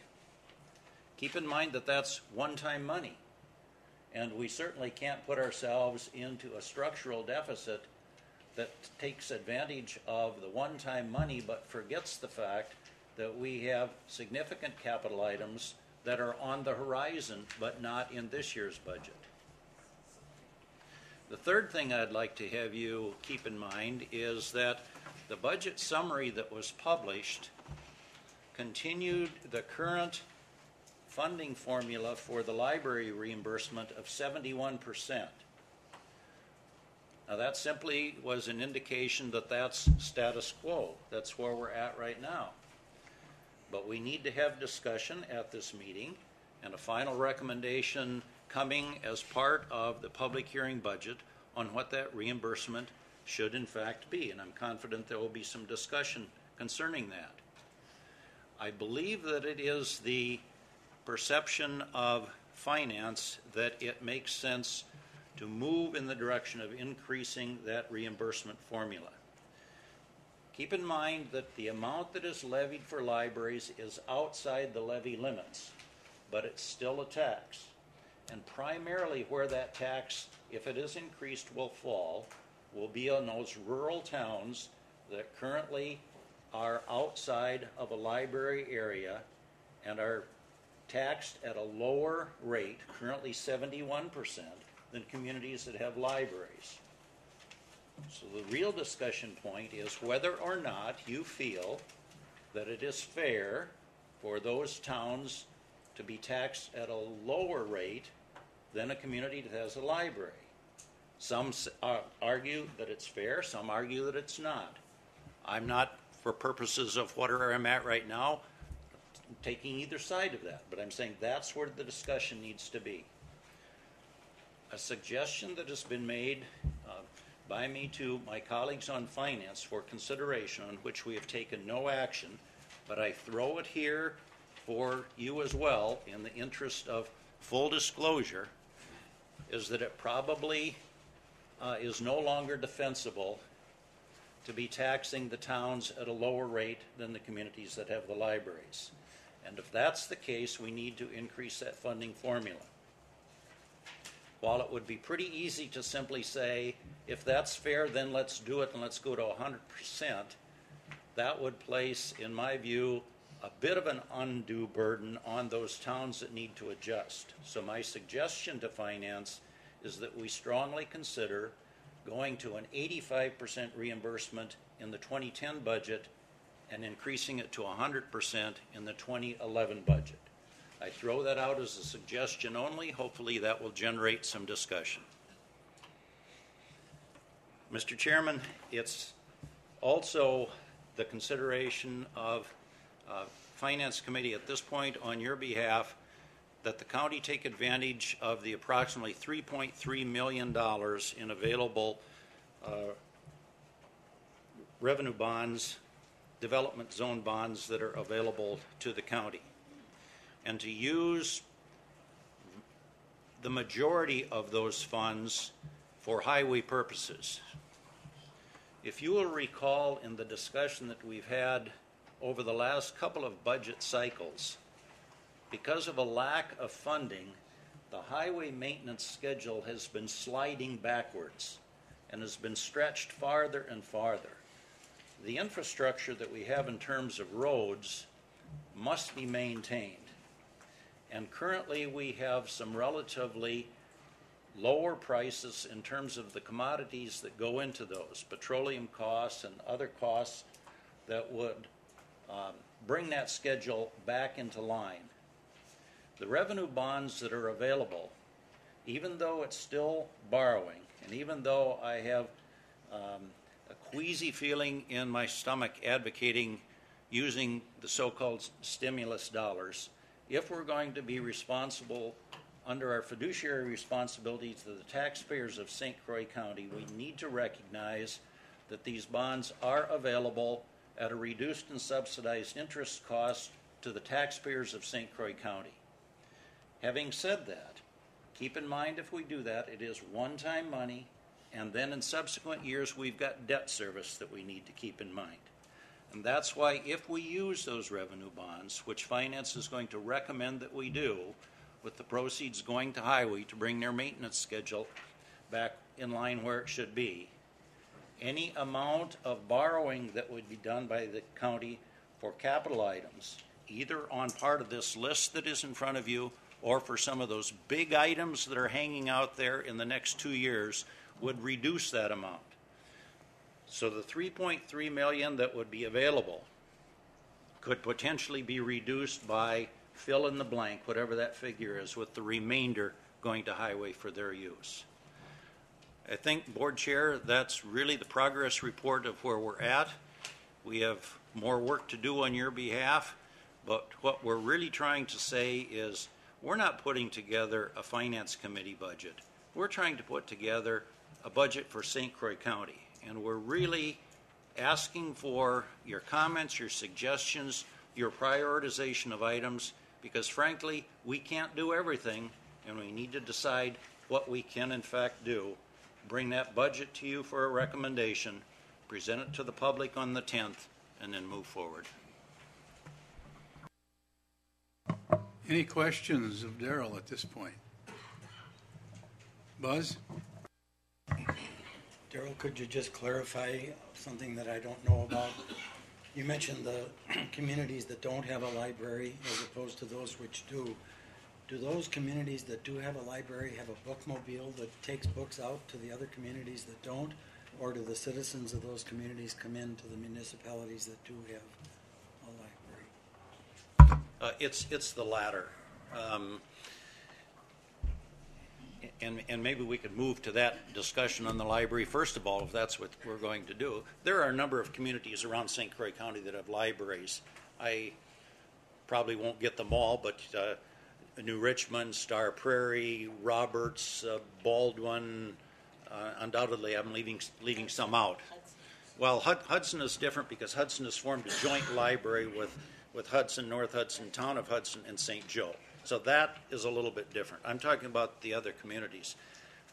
Maybe the best example would be New Richmond. And I believe the contiguous town right to the south of New Richmond is Richmond Township. Is that correct? Correct. Using that as an example, taxpayers in the town of Richmond right now are taxed at 71% of the cost of circulation, but use the New Richmond Library. Residents within the corporate city limits of New Richmond are taxed at 100%. So the argument that needs to be made, is it fair for the rural residents to be taxed at a lower amount? Some say yes, because they don't have representation on the library board. City of New Richmond residents would probably say, no, they're using our library, but they're not paying the full cost. That then becomes the argument. Down the road, I would suspect that if we move in the direction of increasing the funding formula and going to 100% so everyone is really paying the same, it probably will encourage the formation of additional joint library boards throughout the county, somewhat analogous to what has happened here in this area. So the town of Hudson and the town of St. Joe aren't taxed the way the others are because they contribute to the joint library board. So maybe down the road, New Richmond will form a joint library board with the towns that surround them. Maybe Baldwin will do that. I can't predict that future, but I think that's likely to happen. I might mention I've had a number of calls from townships on the library. And invariably, even as far back as a couple months ago, I said to them, we will be taking a look at it. That doesn't guarantee we're going to go to 100%. Maybe we'll go up in a period of a couple of years. Some now, some later. And by and large, I got very good feedback on that. So I think a lot of them want to go to 100%, but there's two things that I think we should look at. Is that if we go up in increments there, they get a chance to see what happens to their tax base in that period of time, and maybe they'll have a change of heart on some things. So I think they understand, and they're willing to work with us. I too, along with I'm sure every board member got letters from town chairs stating their position, and the one that caught my eye, and to counter a little bit of what Supervisor Stanifer was saying, the inequity between a town and the city on why that isn't quite as fair to make the town, or why it was set up that the town was at 71% was because of the fact that the cities had the ability to use the commercial development to help offset the price going to the homeowners for the funding for the library, and that's why the 71% was allowed to the townships. And I can reason with that. So in a way, if we make the townships go to 100%, they don't have the benefit that the city people who are closest to the library and have much better access to it. So I can kind of weigh that in as the reasoning for the 71. I think it would be appropriate to call on Supervisor Horn, who has done a fair amount of research, and at a recent Finance Committee meeting was there presenting the results of that and the data, and had quite a contingency of folks with him. And since Fred is very knowledgeable on this formula, much more so than I am, I think it would be appropriate to have Fred speak to this issue. I guess we could bury you with all sorts of details. I guess to go to one of Buzz's comments, how much do the townships use the libraries in communities that, their neighboring communities? I'll start off with the city of Glenwood City. The city of Glenwood, basically, you take the entire circulation, and just using Glenwood as an example, the city of Glenwood is about 36% of the usage of their own library. So over 60%, or I should say, so 36% is what they use, so obviously 64% is non-city of Glenwood City usage. So it's the townships around them is basically what's making up that difference. But yet, for the budget purposes, the city of Glenwood has to pay 60% of the budget because they have to tax at a much higher mill rate to make up that difference. Because this is, when we talk about going from 71% to 100%, that is just the operational costs. You also have the capital costs of the library and a lot of other costs as well. But it's essentially, there's a higher burden on the communities that had a foresight to build a community within their within their community versus financially that have been better off actually not doing it. So City of Glenwood City is 36% usage. They have to pay 60%. City of New Richmond, we are 49% of the usage of the library, but we pay almost 72% of the costs. And we can just go on down through the rest of the libraries. And as Darrell had mentioned, kind of the joint library between the City of Hudson, Village of Hudson, or Town of Hudson, Town of St. Joseph, and Village of North Hudson. It's kind of a separate animal. I guess there's just so much information. I'm trying to, what other questions do the county supervisors have that I could delve into? Any questions for Fred Hasty? Fred, basically this money is for operating expenses. It's not for brick and mortar, correct? Correct. That is correct. This is strictly operational costs. So when they need to replace computers, they need to remodel or build on or whatever else with the capital costs of a library, that is not included in this.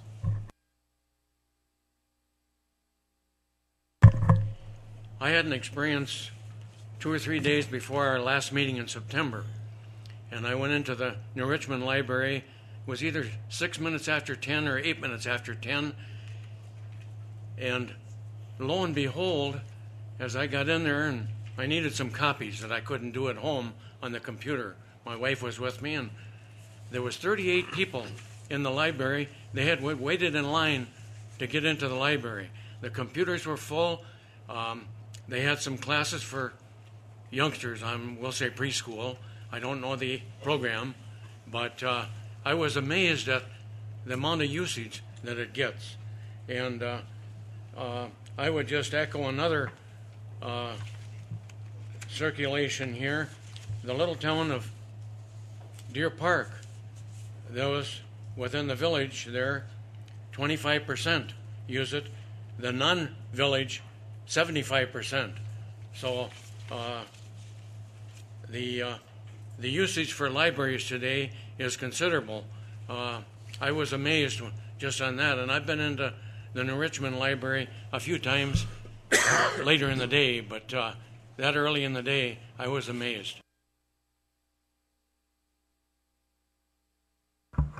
Yes, I was going to ask, who would control, assuming that the county had 85% or 100% of the costs for the rural areas surrounding the town, surrounding the villages and the cities that have the libraries, who would wind up controlling the total costs of operations sustained by the libraries? In other words, would the county become essentially a partner with a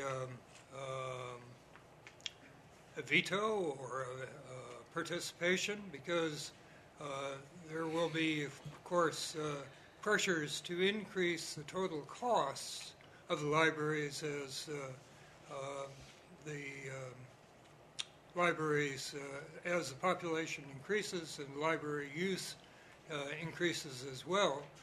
And there will be demands for computers, there will be demands for more books, there will be demands for more staff, and all of which can be justified. But what budgetary process would, somebody has to pay for all of that. And what kind of budgetary process would be we follow if the county were to take over the rural section? So the budget process is controlled by the local library boards. By state statutes, each library board can appoint up to 2 non-community members. The City of New Richmond and I believe the Village of Somerset have maintained those 2 so in the City of New Richmond's case, we have 2 library board members who are not from the city of New Richmond. We've had that for many years. Village of Somerset, I believe, even in their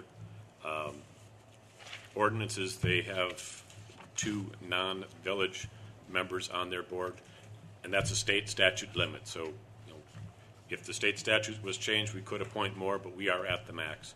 I can't speak to the other libraries, but they may or may not have non-communities members on their library boards. But the budget process is controlled by the library boards, except for the joint library board, that's under another state statute, where by state statute, every community within that joint library board has representation.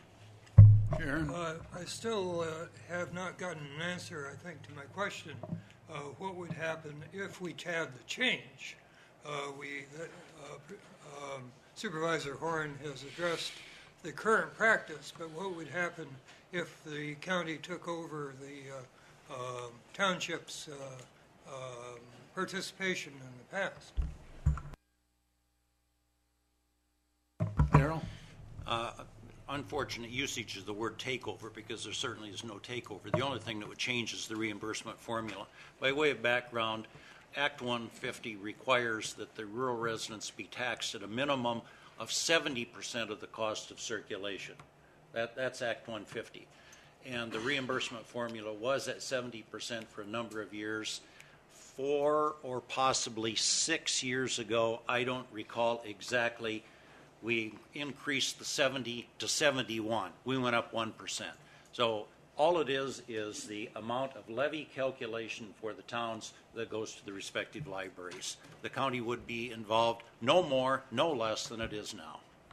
Sharon? Thank you, Mr. Chairman. I want to say, too, I was very impressed with the presentation that Supervisor Horn brought to our Finance Committee. I have the documents in front of me if anybody wants to see what he brought. What really impressed me, though, was the number that we were given. If we go to 100% levy on the circulation in the areas that are not currently at that 100% levy dollar, it will cost $15 on a $200,000 assessed value piece of property out in the rural areas. So that's $15 per 200,000. Is that correct, Fred? That is correct. Yeah, thank you. So that is the number we're looking at.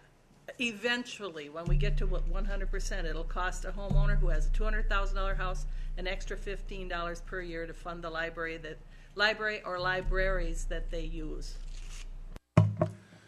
Okay, I would, Steve, you have a comment?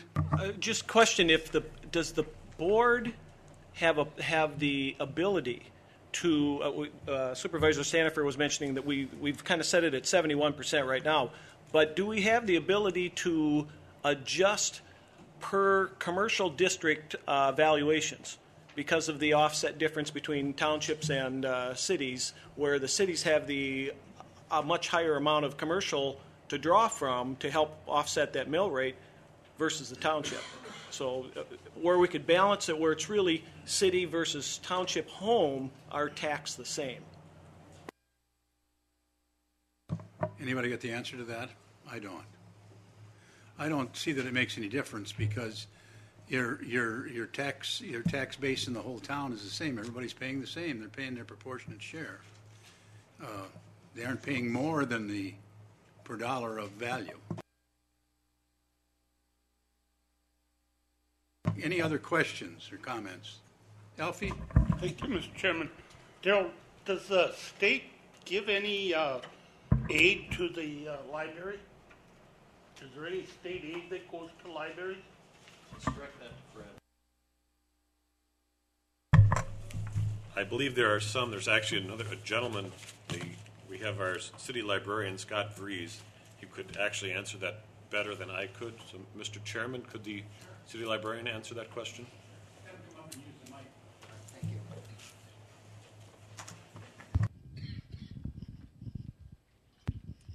Thank you. Yes, I'm Scott Vries. I'm the library director in New Richmond. As far as state aids go, we don't receive any direct state aid. We are part of a library system called the Indian Head Federated Library System, and John Mortensen's actually a representative on the board of IFLIS.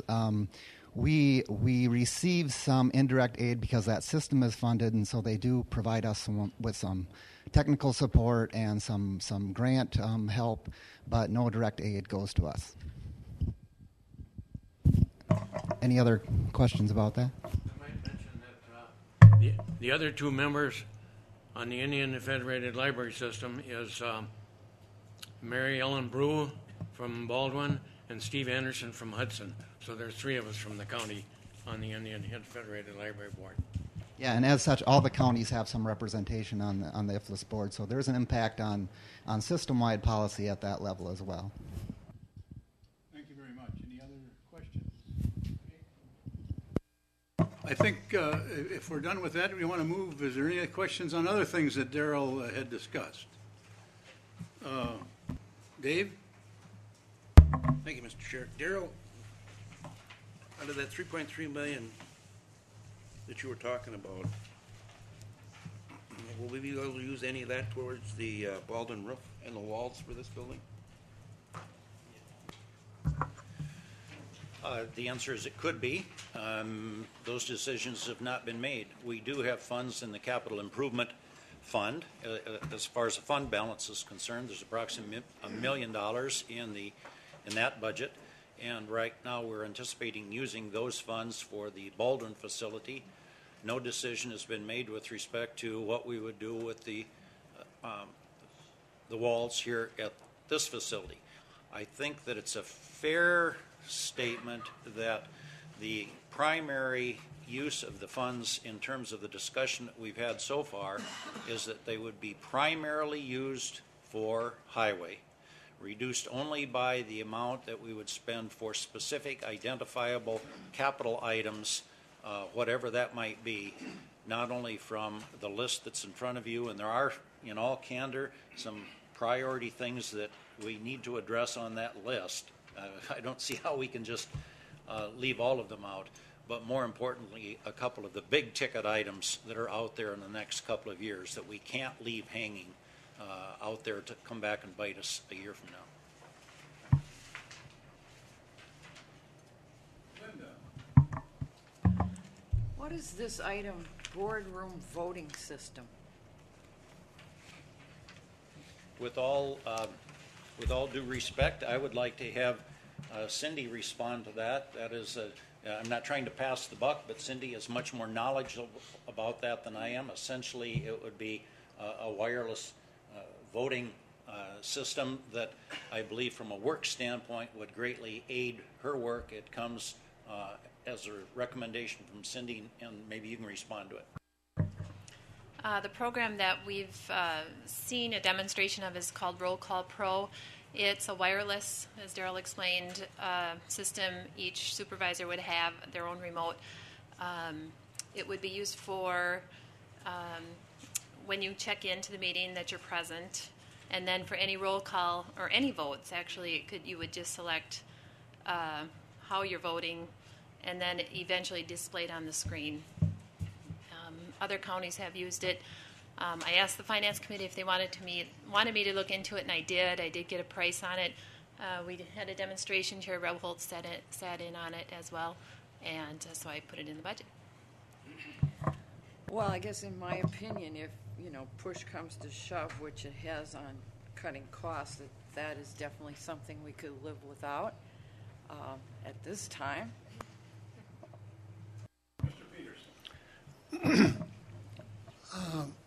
I know budgeting is always a very difficult process, and I appreciate what the Finance Committee goes through. And as I understand this now, what our deal is here is that we're looking for an opportunity to provide you with some guidance on do we want to go bonding or do we want to go something else. So I would like to ask this question. A year ago, St. Croix County had an undesignated reserve, approximately $8 million. I'm wondering what that reserve is this year, and also if the Finance Committee has looked at using any of that undesignated reserve monies to do what you want to do. Mr. Standifer. The answer is yes, and at the previous progress report that we gave to you, keep in mind that the information that was shared with you at that time in terms of the intention for the reserves has not changed. And it is that right now we are intending to use as a revenue source that amount above 25%, and 25% is the recommended liquidity floor that is there as far as our safety net, and is the amount that our auditors look at as the minimum amount that we could maintain. The amount that is in excess of that, we are proposing to use half of that amount. And I'd like Michelle to confirm the exact amount, but it sticks in my mind that it's $760,000, $760,000 is the amount of those reserves, which is 50% of the amount over 25% that we're proposing to use in the budget. Gerald? Okay. What I'm looking at is the difference between the $8 million undesignated reserve we had last year and what it is now. That's the amount of money. That's the figure that I would like to know, because I would suggest that you maybe look at that figure. I agree 100% with the concept that you have to have that reserve, but I don't know how large it should be. Michelle is getting the number and she'll write it on the board. Thank you. If I may go back to the library system, I have some correspondence here from 6 communities adjoining New Richmond. Oh, okay. Thank you. I would just like to comment on the boardroom voting system. Several years ago, when the Wisconsin Counties Association met in Milwaukee, I went to one of the vendor booths that was marketing this system, and I think it's a great system. Time is money. Using this would save a great amount of time at county board meetings, where sometimes a voice vote is questionable as to who shouts louder versus a roll call vote. This is a roll call vote every time. It's done instantaneously, and I think it would pay for itself in the long run. I just had one question, Cindy. Does the $12,200 include installation costs, or is that just the cost of the software and the hardware? That includes everything, and it's for a 19-member board.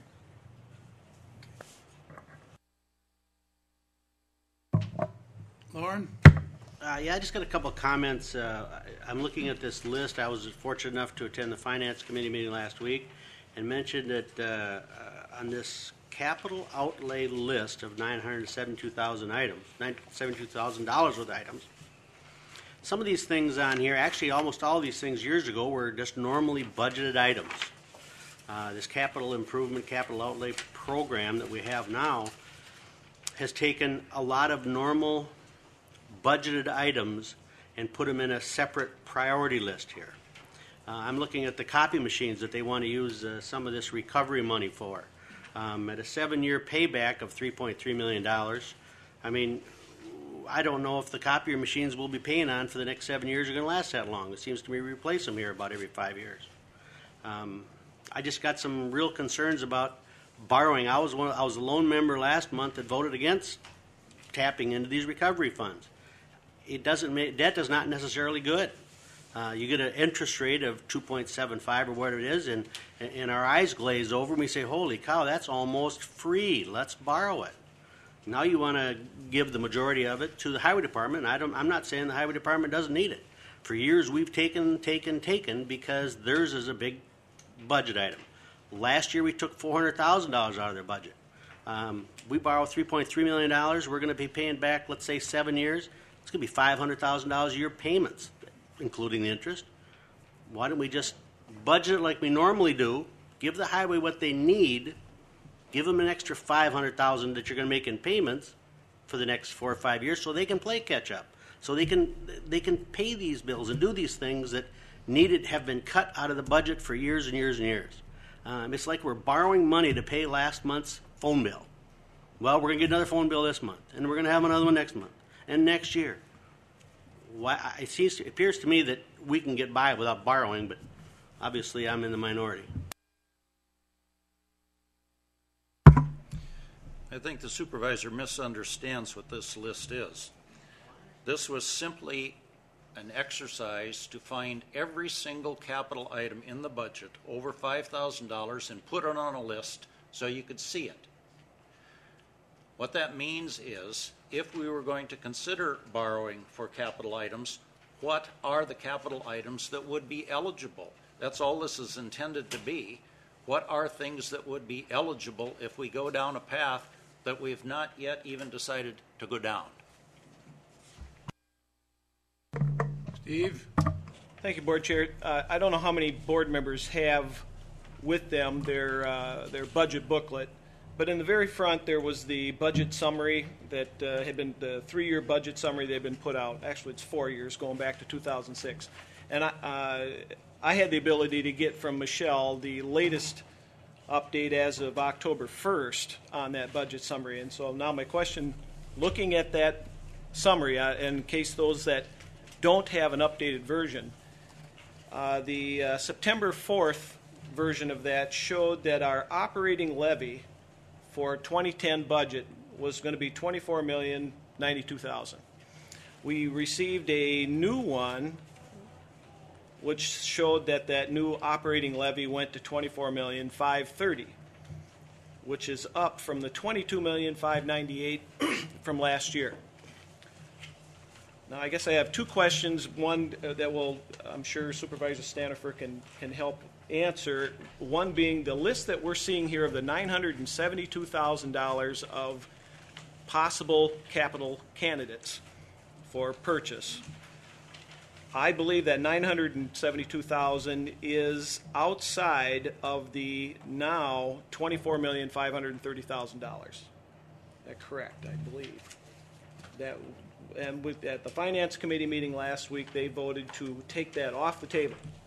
And I believe that was to try to meet the now budgeted number of operating levy. I guess the question where I'm coming from is, knowing the pain we went through to reach the 2009 budget, where all departments were basically asked at 0, -5, -10, and we came in with an increase over 2008 of an operating levy of only $600,000 above the previous year. Now for 2010, we are looking at according to the latest number I have here, almost a $2 million increase in operating levy. I know in planning and zoning, we did our part to get those expenses cut, and that for this year, that department took a significant decrease in budget. I'm curious how we can have that much of an increase, and how much can we help to try to cut that down? I believe Michelle, I hate to put this on her, but I think board members are going to need updated numbers to try to figure out how we're going to go down through this. But I think it needs to cut. I don't know how many board members are aware of this, but I went ahead and tabulated the number of bankruptcies going on in St. Croix County year to date here in September. And that number comes to 357 people have filed bankruptcy in a 9-month period. The largest, of course, being in Hudson, which is 106, New Richmond next at 85, so on and so forth, coming down through this. And I think when we look at this operating budget, I think all supervisors have to understand the pain that their constituents are under, given we're going to go over 800 foreclosures as well this year. So I'm going to ask, what can we do? Do we have an ability yet to knock that number down, or is that pretty well cast in stone? If we don't have much time, we're getting down to the point where can we make a significant change yet in this budget? That's my I guess that's my statement. Darrell? The answer is yes, and that's what we're asking for. We are running out of time, and we have been seeking input. We've received very little. We're looking for more. If there are going to be some prioritizations, either in terms of spending for capital items or reducing operating costs, and that's what this is also designed to do, it's pull the capital items out. If we're going to reduce operating expenses as a revenue source, either for the purpose of simply reducing the gross amount of the budget dollars themselves, or to identify a revenue source for any of these capital items, we need your help. We're not the we're not the fount of all wisdom. We're simply trying to take the information that comes to us from departments, from respective parent committees, and put it in a reasonable form that that A, is understandable, and B, is affordable. And it is not something that is a finance committee budget. That's the point I'm trying to make. It's a county board budget. So the answer, most assuredly, Steve, is yes. Sharon? Thank you. I'd like to respond to Supervisor Sather's comments about how these capital items in the past have been just part of our operational budget. If we were to put these back into the budget, the way they are now, $972,000, we would cut $972,000 of operation expenses. And we as a board would be required to make some very difficult, painful decisions, in my opinion. So I'm not saying, Supervisor Sather, that your comments are out of place. I'm saying that you would, if we do what you would ask us to do, we all better step up to the bat and be ready to take some heat, because it would be tough for everybody. Mr. Peterson. Thank you, Mr. Chairman. I'd like to give you some of my feelings about this budget process. The reason I asked for the amount of money in the undesignated reserve was to look at maybe there's some monies there that the Finance Committee could use. As I see it, these are the options that are available to us. I have the utmost faith in the Finance Committee that they can develop the kind of budget we need and want. But we have a responsibility to give them the parameters. And what I see as a parameter is that we can develop a budget that will go up to the maximum amount of tax levy we're authorized. There's a figure there someplace. Now, once we reach that figure, then I think what we have to decide as a policy issue is if we're going to exceed the amount that we're permitted to levy by law, and we want to make expenditures, where is the money going to come from? And I see it coming from these places. I don't know if we want to do it, but one is the undesignated reserve. Two is bonding, and I don't know if we want to do that. And three is to do what municipalities do and school districts. That's to go to the elector with a referendum and ask to spend monies beyond that magic number. So I feel that we ought to focus on this issue from a policy point of view and let finance worry about whether I'm going to buy a skid steer or an automatic voting machine here.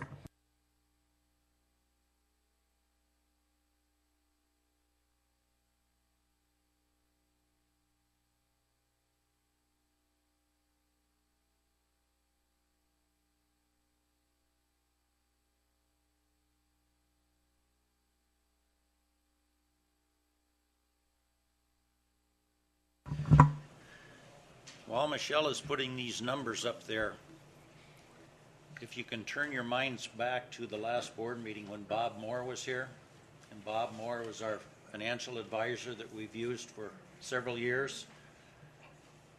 Bob Moore made a couple of points that I would like to refresh in your thinking. And that is that he said St. Croix County, while it's got some problems, is in much better shape than many of the other local units of government that he works with. And one of the primary reasons for that is over the last several years, we have not taken the path of least resistance and spent down our reserves. We have maintained the reserves as our safety buffer.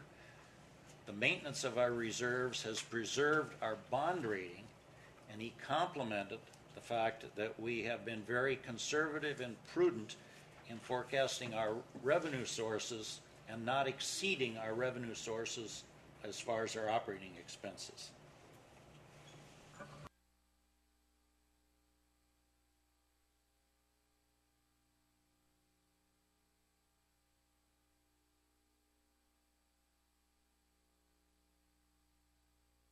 You want to explain?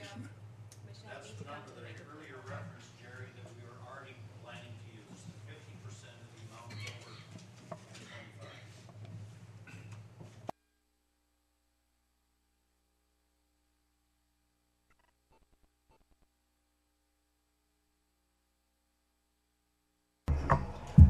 Okay, the 9 million figure is our audited 2008 unreserved, undesignated fund balance in the general fund. We have a policy that we reserve or retain 25% of the total general fund expenses as a cushion. The excess is the $1.5 million. We've used the policy of applying no more than 50% of that excess. The only way that fund balance regrows is if actual revenues exceed budgeted revenues, or actual expenditures are below budgeted expenditures. Mr. Peterson. Thank you. I understand now we're talking about 08 up there. What is the audited 09 undesignated reserve? 09 isn't audited yet. We're still in 09. And right now, we don't know where we're going to end the year. Bill? What is the projected mill rate? Are we talking about an increase for the voters and on their property taxes, or are we not talking about an increase? There will be an increase in the mill rate, simply for two reasons. One is that we will have a 3% tax increase, but second, because our valuation has gone down.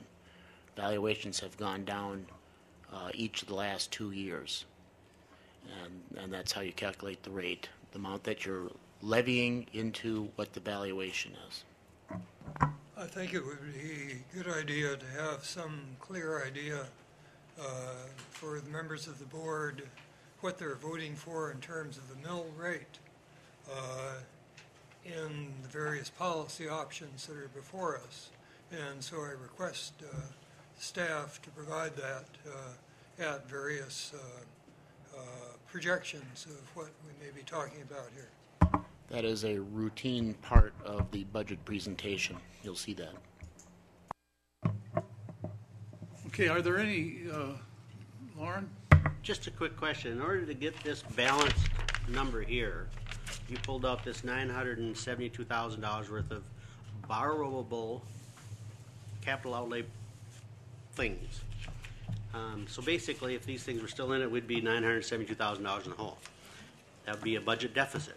Do you have any guesstimate based upon where we're at today and headed towards what our budget deficit might be next year? Do you have a rough guess?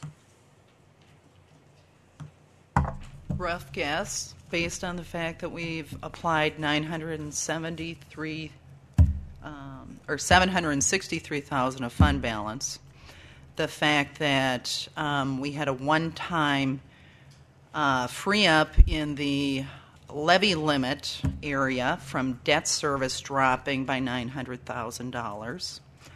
I'm already projecting we will have a deficit that exceeds $1.5 million, closer to $2 million. John? Yes, I'm kind of wondering how the bankruptcies and foreclosures is affecting our budget and income. With regards to foreclosures, we do get tax collections, but based on the economy, our delinquencies are up $1.5 million.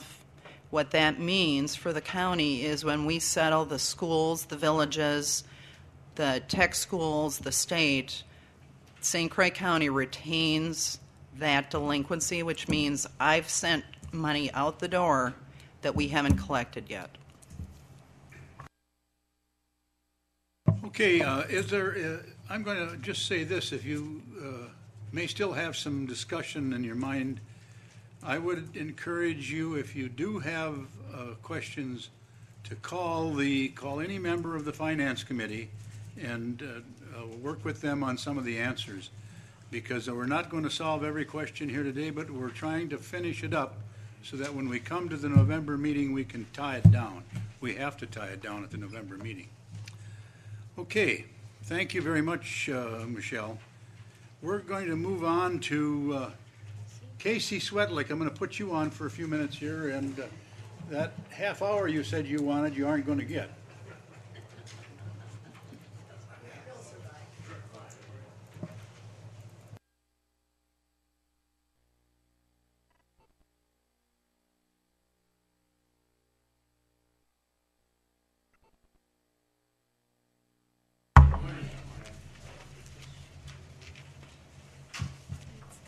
Thank you. Nice lanyard.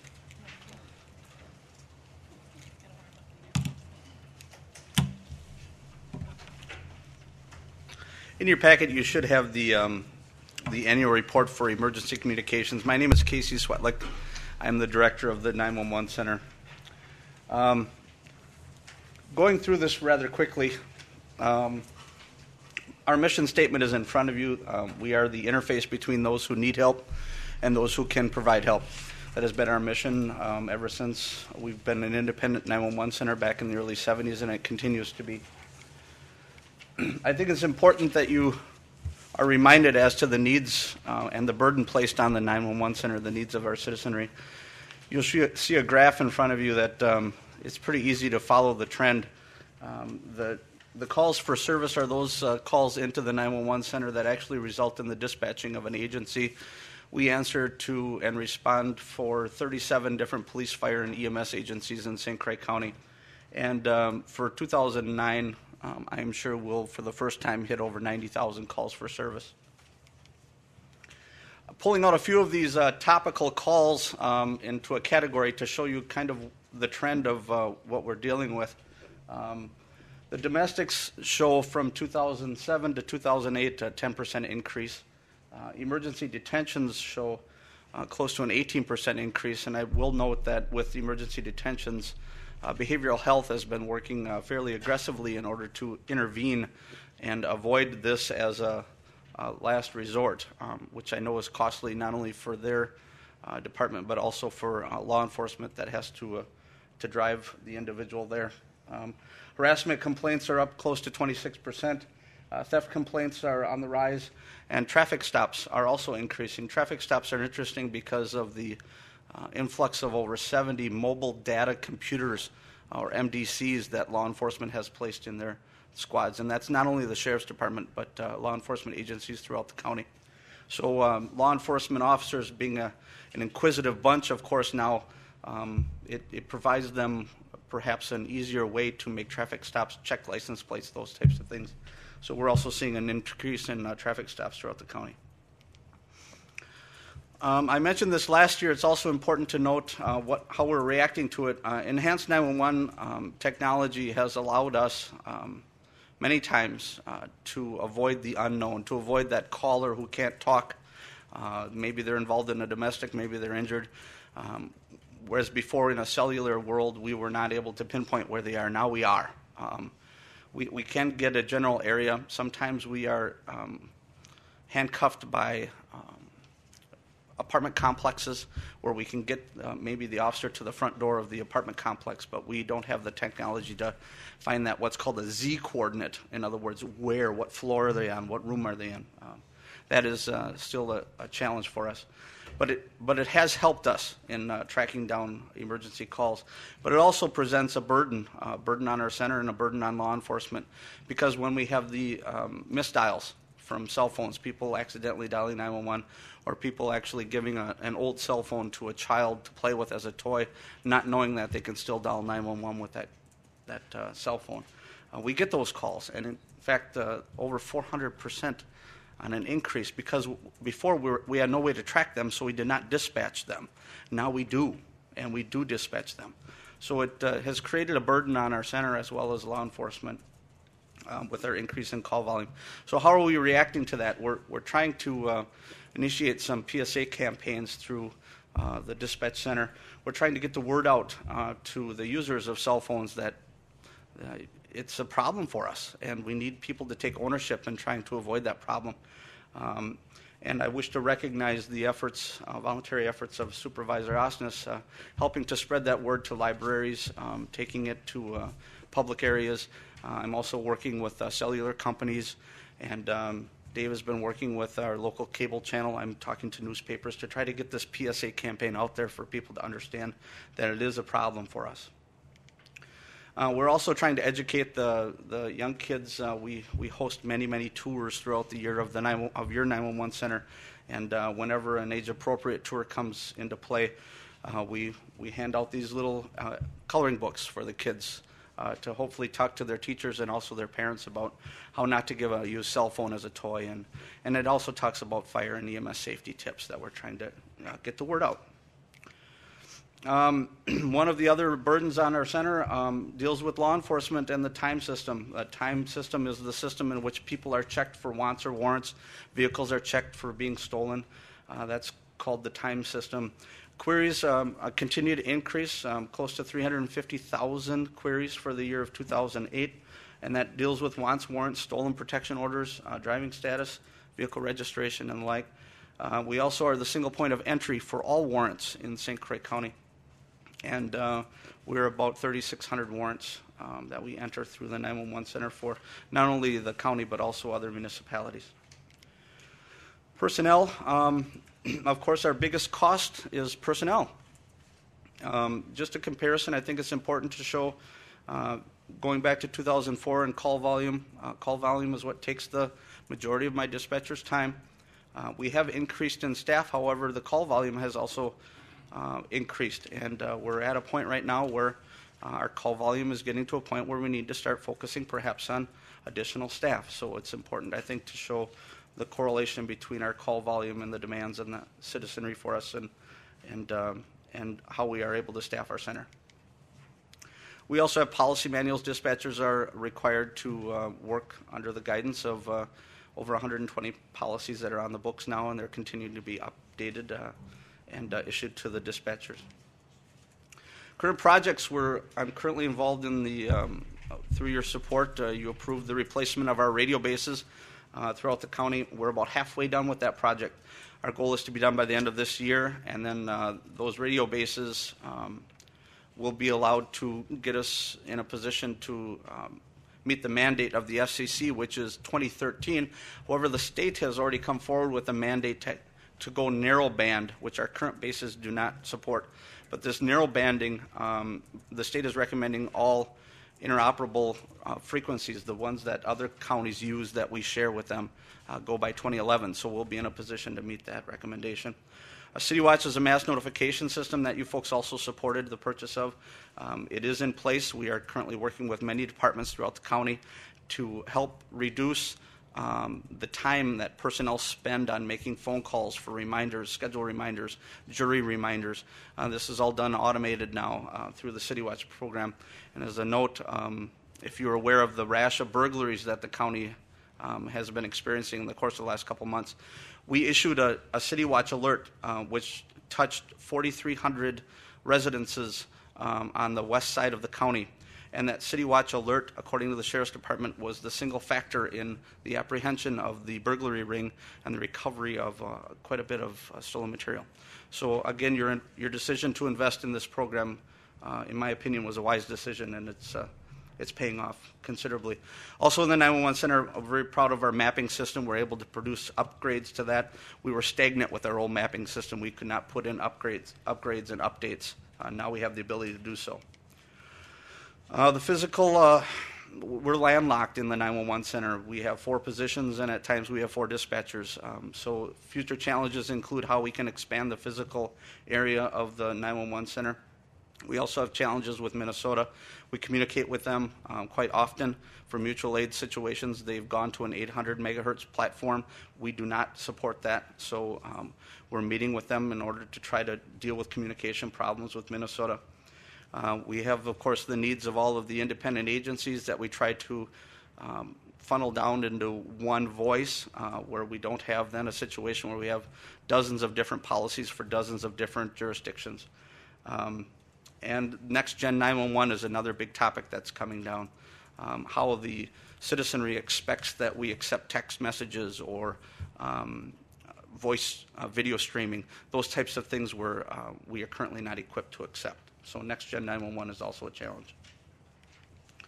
The Communications Center, there's a picture of it there. We also maintain the security cameras throughout this building. We support various programs and different departments through the Communications Center because we are a 24/7 organization. So we provide that use for on-call services. I wish to thank my parent committee, Emergency Management and Emergency Communications Committee, for their continued support, as well as you folks, the County Board, for your continued vision and support. Questions? The municipalities, a lot of them, there's accountability for fire calls, and people are charged for them.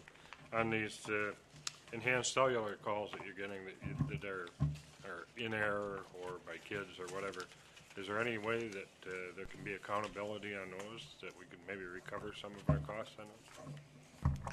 Currently, I know of no ordinance or anything on the books prohibiting a 911 call being made in error. Oftentimes, it's an accident. I don't know of any municipality that, like alarm ordinances that they have enacted, I don't know of anything on the books that would allow us to recover any costs with that.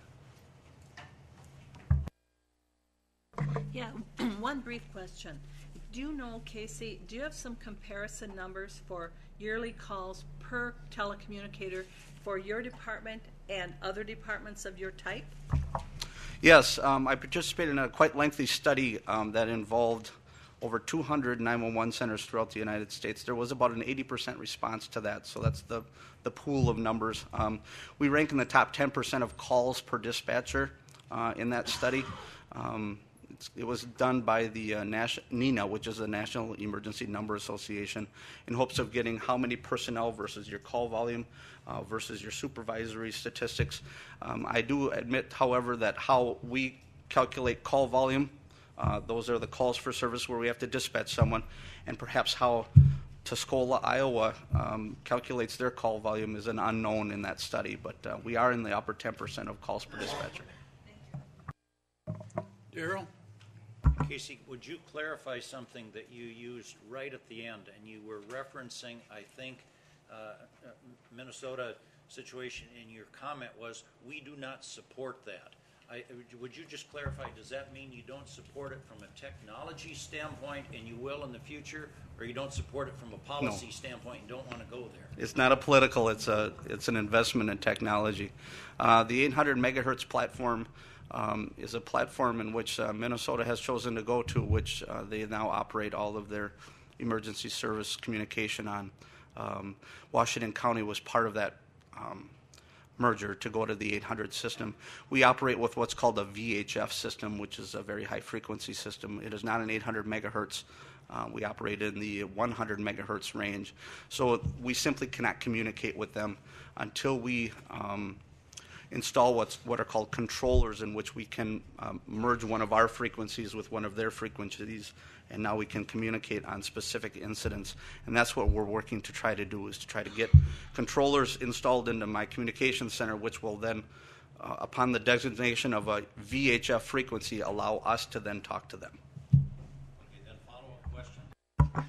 If that's the case, and I suspected it was, at some point in the future, you will be supporting that, and now I'm hearing dollar signs. Can you put a number to that?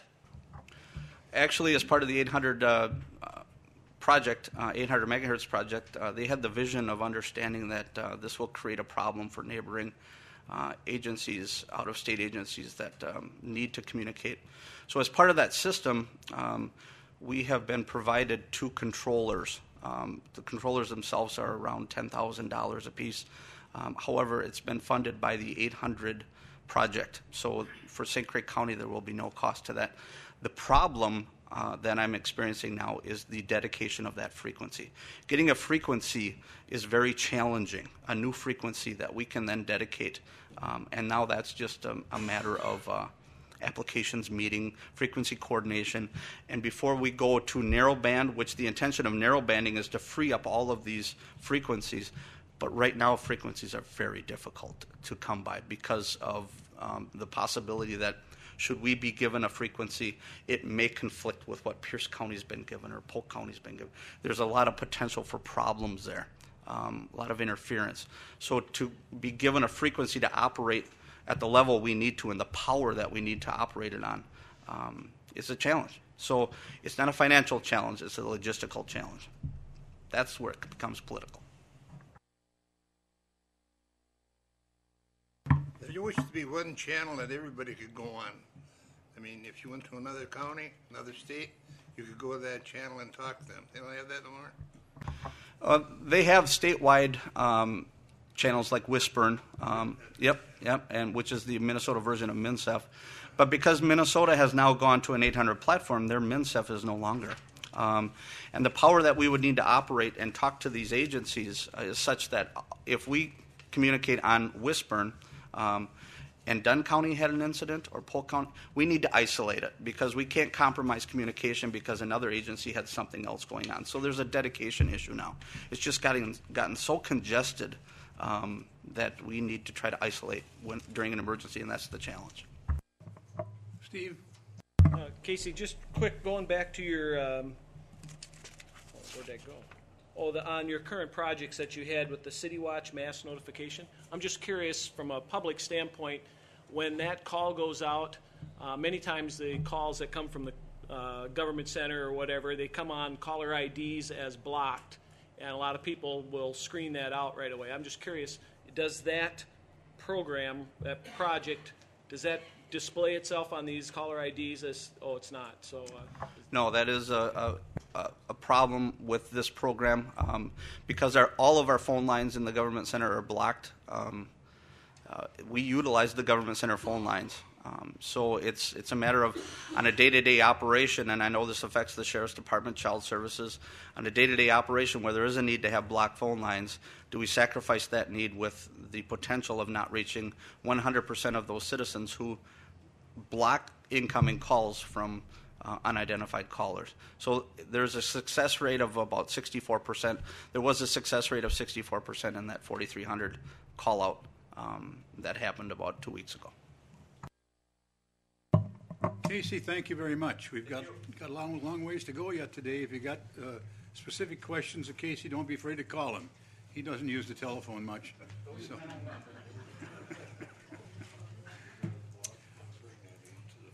Okay. Resolution number 8, a resolution on organizational structure, Dick Kinney will bring to the floor. Dick King will bring to the floor. Yeah. Resolution creating organizational structure and procedural rules for 19-member Board of Supervisors. I'll bring that to the floor. Darrell seconds that. Okay. One thing I'd like to comment on that, seeing we're going to go to, I'd like to comment, that was sent out to all members of the board, and it was sent out with a wrong vote from the administration committee. Esther and I voted no on this resolution, and it was sent out that we voted yes. Now, I noticed today that on your desk you had a corrected deal, but I don't know if you read it or not. And I wanted to make that comment to know that Esther and I voted no. And some of the reasons for that was I didn't think that we had to change our committee structure. And that's my own opinion. And I've held that through, and I didn't think we had to go to more than 5 members on a committee. It's another point that I had. Plus, there was some other procedures on this whole deal that that I was against.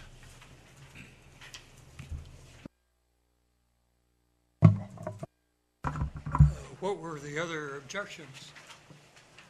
Your other objections? Everything. Well, I objected to the whole resolution, but to get it down piece by piece, one of the other, I mentioned a couple, one of the other ones was voting by the board chair and the vice chair and committee chairs, the remaining members of their committees. I didn't think that that should be done by a chairman to pick the committees. We've always voted the other way here, and we've done that ever since I've been on the board, 19 years, and I couldn't see any reason that we would change that. I couldn't see any reason that we're changing the committee for another board structure. If they want to change the committees, they can change them. They can do anything they want after they get in office.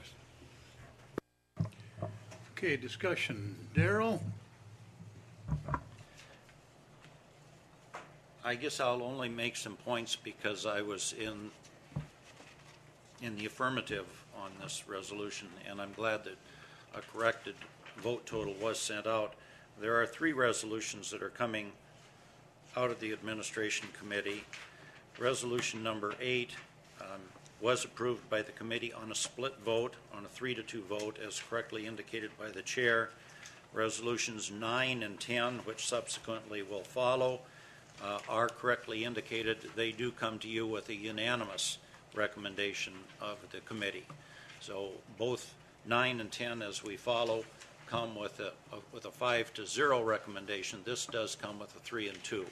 Let me very briefly respond to some of the points that my colleague, Supervisor King, made. It, of course, is absolutely true that any board can decide what their rules and bylaws are going to be.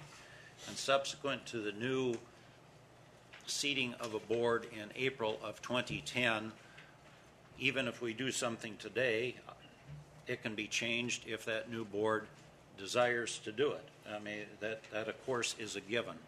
But I think it would be unwise for us to simply shrug our shoulders and say, we don't know what they want to do, and so we're not going to do anything.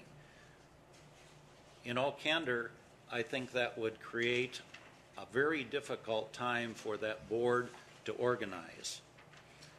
In addition, the people that will be sworn in April of 2010, we know will already not include 12 of us.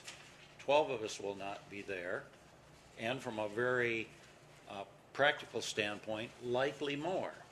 So it will be a new composition of people that will have not had the opportunity to look at how work is done. Since we've had that opportunity, some of us for a number of years, some of us for fewer years, I think it's incumbent upon us to at least try and give them a starting point and give them some suggestions.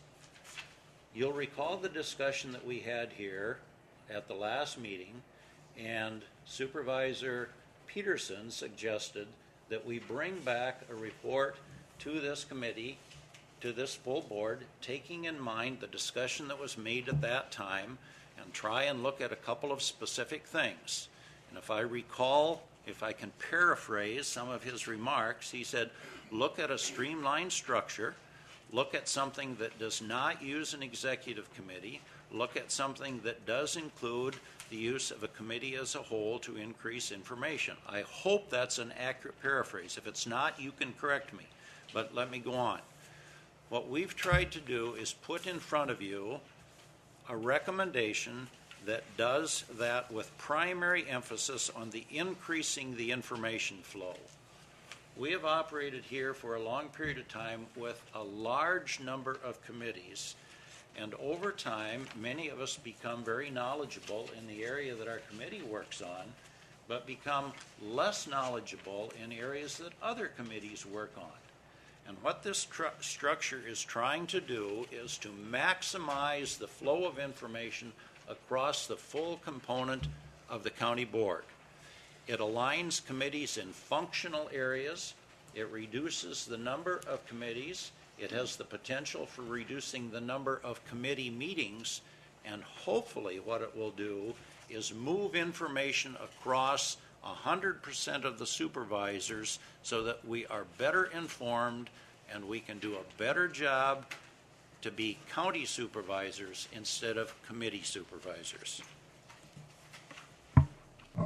Mr. Peterson. Thank you, Darrell. I think you did an excellent job, and I'm sincere when I say that. However, there are a couple of little areas that I think need twixing in this resolution, and I would like to put them forth to the group, and even in a form of a motion a little later on. But here are the two areas that I think need to be twixt. One is that the Highway Committee is being treated differently than the Health and Human Services Committee. Okay, let me elaborate. Under the resolution as it is presented, the Highway Committee would follow this procedure. The chair, the vice chair, and the chairman of the functional committees, as you call them now, those chairs from the functional committee, the chairman and the vice chair, would, now here comes the key, Darrell, that I would like you people to look at, would appoint the Highway Committee. Amen. Now they're doing the same thing for Health and Human Services.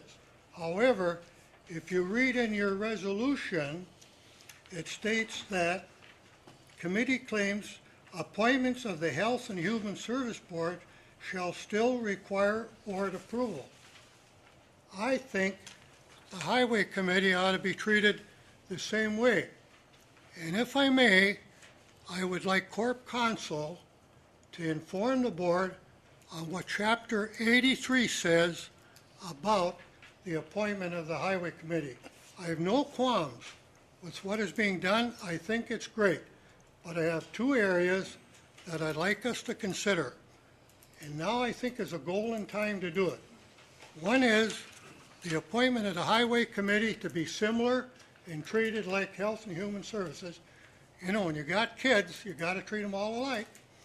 And the second one is, now here comes the bombshell. We are in the process of attempting to put together a model for a 19-member county board. Excellent. I think the engineer is missing. And here's the engineer. And this is what I want you to consider. County governments can be administered in three ways. County executive, Chapter 59.17. County administrator, Chapter 59.18, I think it is. He'll help me. And then finally, the administrative coordinator model is what we have. Now, of the three, I think the administrator coordinator model is weak. It is weak because the administrator coordinator can only use his influence to try to coordinate something. If you check the statute, the difference between the two are these. One is, and here's what motivated me to bring it up, the county administrator develops the county budget. That is what he does. He develops the county budget, presents it to finance, brings it to us, and we don't have to sit here and decide whether we're going to buy a skid steer or a voting machine. That's one difference. The other difference is that the county administrator, and this to me is extremely important, and it's nothing new. It's the way school boards operate. He appoints the heads of the departments. And so at this time, I would like some help from Corp Counsel, if I may, Mr. Chairman, to lay out for the board on how the Highway Committee may be appointed. Mr. Chairman, or Mr. Stander. With all due respect to Supervisor Peterson, I would suggest that the discussion about the structure, administrative coordinator, county executive, county administrator, is not germane to what's in front of us. Very important, but it has nothing to do with what's in front of us at the moment, with all due respect. Your comment about the Health and Human Services, and when Greg responds, I'd like him to also address this, is significantly different because there are statutory requirements for the way the Health and Human Services Board is appointed. And that's why there are 6 supervisors identified there, because then there's a component of the public, and it's required that those persons be confirmed by the county board. So the reason that it's different, Supervisor Peterson, is because there are very strict statutory requirements for the composition of the Health and Human Services Board. And Esther could pick up on that if she wants, but that's the reason for the difference. Esther? I think that's also true for the ADRC committee. There are statutory requirements from the state that must be met in order to have that committee go forward. Mr. Peterson. I concede the administrator, the county administrator concept. I just threw that out to start stimulating the administration's committee's study of this issue, so that when they are addressing the resolution, they might say, hey, we maybe ought to look at that. But I am not going to give up on the appointment of the Highway Committee quite yet. Chapter 83, which has statutory requirements on how the Highway Committee can be appointed, are very similar to what you're talking about. It leaves it up to the board. And if I may, Mr. Chairman, I'd like to have Corp Counsel review for our group before we get a motion on this. Chapter 83 as it relates to the appointment of the Highway Committee.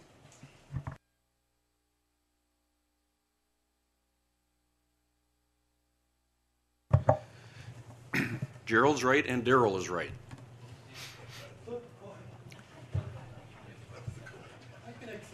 The statutes require. The person that's currently talking is a lawyer. I feel strongly both ways.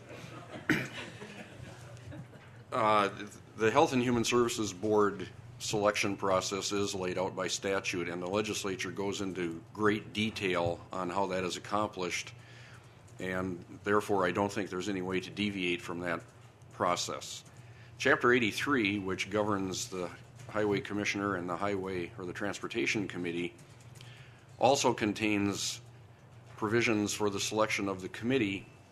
In a subsection, it says that the county board shall elect a committee of not less than 3 and not more than 5 members.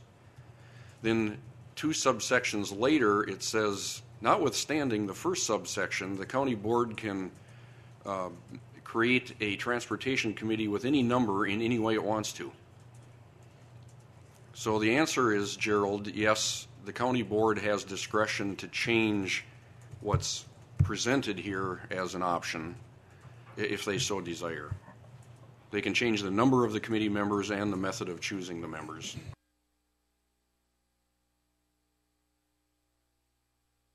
Linda?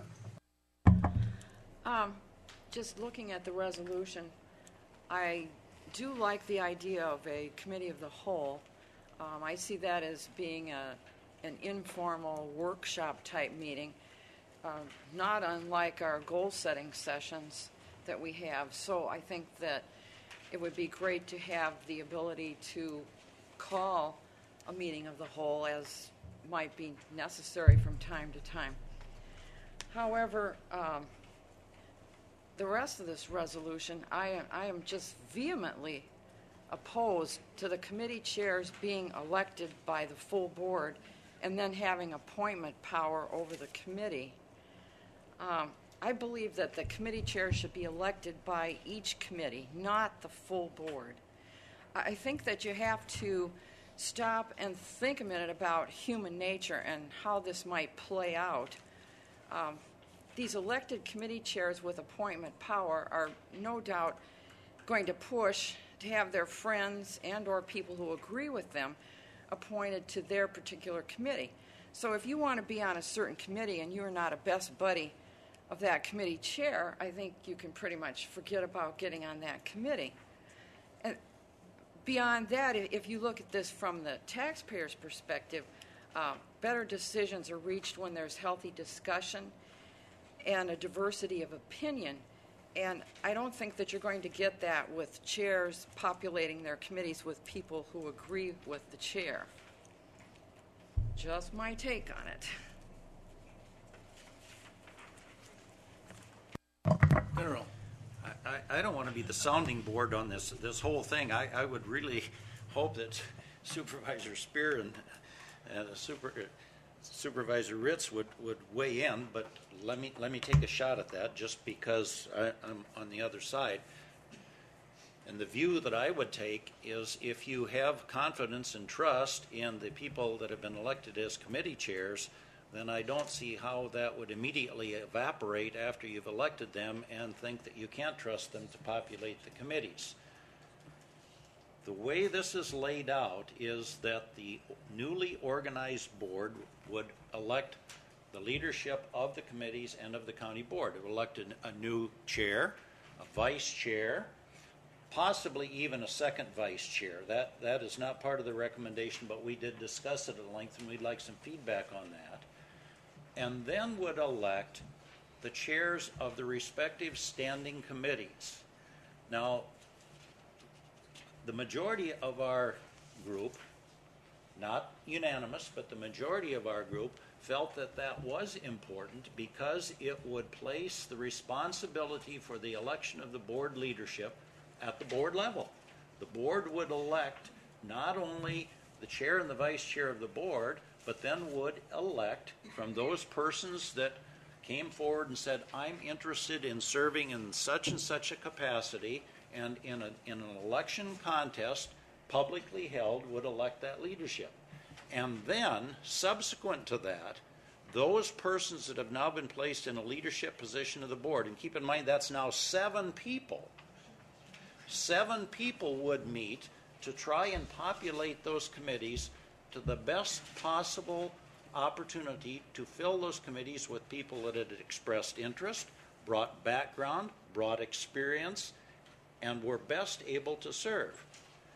Right now, we elect all the people to a committee, and with no particular indication of, especially for a new person coming on board, when you have these votes, no particular indication of who is experienced, who brings the kind of either career or work or educational background to a committee, who is the person that best ought to serve. So I personally, and I think the view of my 2 colleagues that were in the affirmative on this, would reject the notion that that is going to be a situation of someone picking their friends. I think it's going to be an exercise with a high amount of prescribed responsibility for those 7 elected people to populate the committees in the most reasonable, equitable basis they can, so that you've got people that are qualified and experienced and best able to serve in a particular committee. I think we'd wind up, frankly, with very good committees that would serve the board in a very good fashion by taking advantage of a thoughtful, careful process to get people on the committees instead of a reaction to elect them all at once. Buzz? Thank you, Mr. Chair. I'd like to echo on Supervisor Standifer and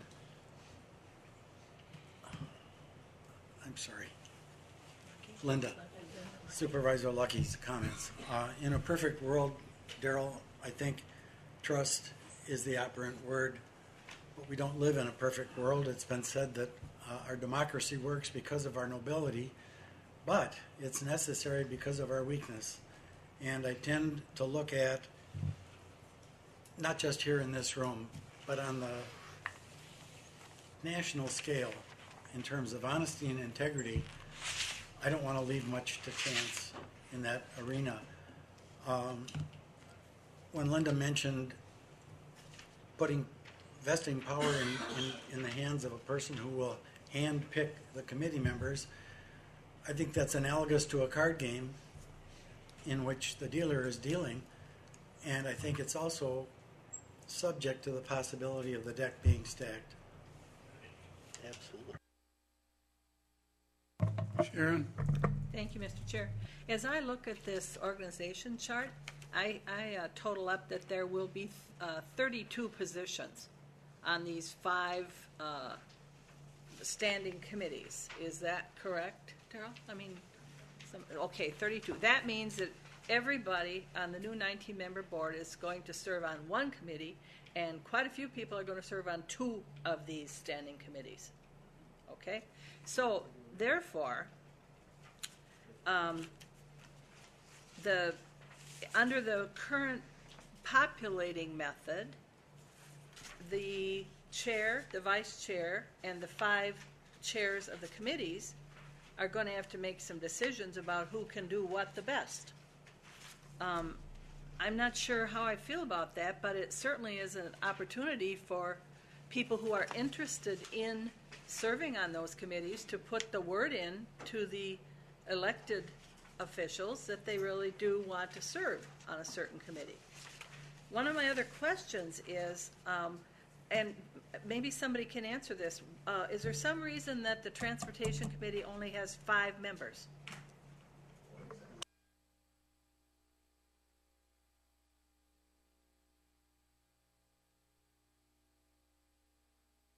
Greg said that it could be 5 under the one portion of the statute, and in another subsection it says it can be populated in any way the county board decides. So there's no real statutory requirement that it be 5, is that correct? Correct. So my question is, what was the thinking that went on in the administration committee to bring it to us with a 5-member population on the transportation committee versus 7 on all the other committees and 6 on the Health and Human Services Board, which is required by statute? Why did it get to be 5? The thinking was my thinking, Sharon, because you have a transportation committee and they have 2 areas, county surveyor and the highway is the only 2 things that report to them. If you look at all the others, of course, Health and Human Services statutory, if you look at all the others, we folded a whole list of people or committees in there. So there's a number of things to look at compared to what you look at in the transportation area. They look at they have the report, the highway reporting to them and the surveyor. That's it. Yes. But if I could ask, Mr. Chairman, if one of the objectives of this reorganization is to create a better communication system across the new 19-member board of what's going on in all the committees, why would we not have 7 members on the highway committee also to create that broader method of communication?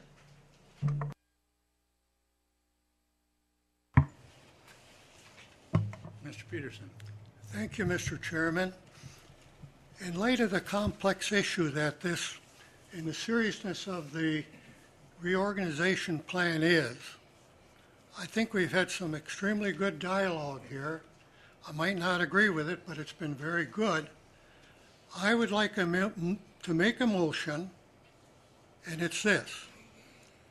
I move we postpone the issue before the House until the November board meeting in order to give the administration committee time to study the comments made here today and to consider, now you know what I say consider, to continue the appointment of the Highway Committee by the full county board per Wisconsin Statutes 85. That's Second. 80. I stand to be corrected. I'm getting nervous. It's 83, not 85.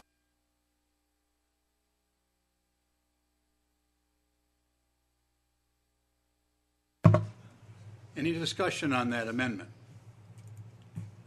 If not, it's a postponement. Amendment to postpone. Yeah. There's no discussion. Discussion first. There can be discussion when it's a postponement to a certain time. Right. Okay. Any discussion though on that? On this? Yeah. Yeah. I think we've had enough discussion, and I'll go against Mr. Peterson there about the Transportation Committee, but I think everybody has discussed this. As far as 5 members on the Transportation Committee, I've said all along at all our meetings that I didn't want any more than 5 members on any committee. So I can't see where you're going to get any more information with 7 people than 5. If they want to know what's going on, all they have to do is go to the meetings. And there's going to be plenty of meetings with a 19-member board, and they're going to be longer and more discussing and so forth. So my suggestion all along was that we leave the committee structure the way it was. I can't see any reason to be changing to all these different combinations of committees.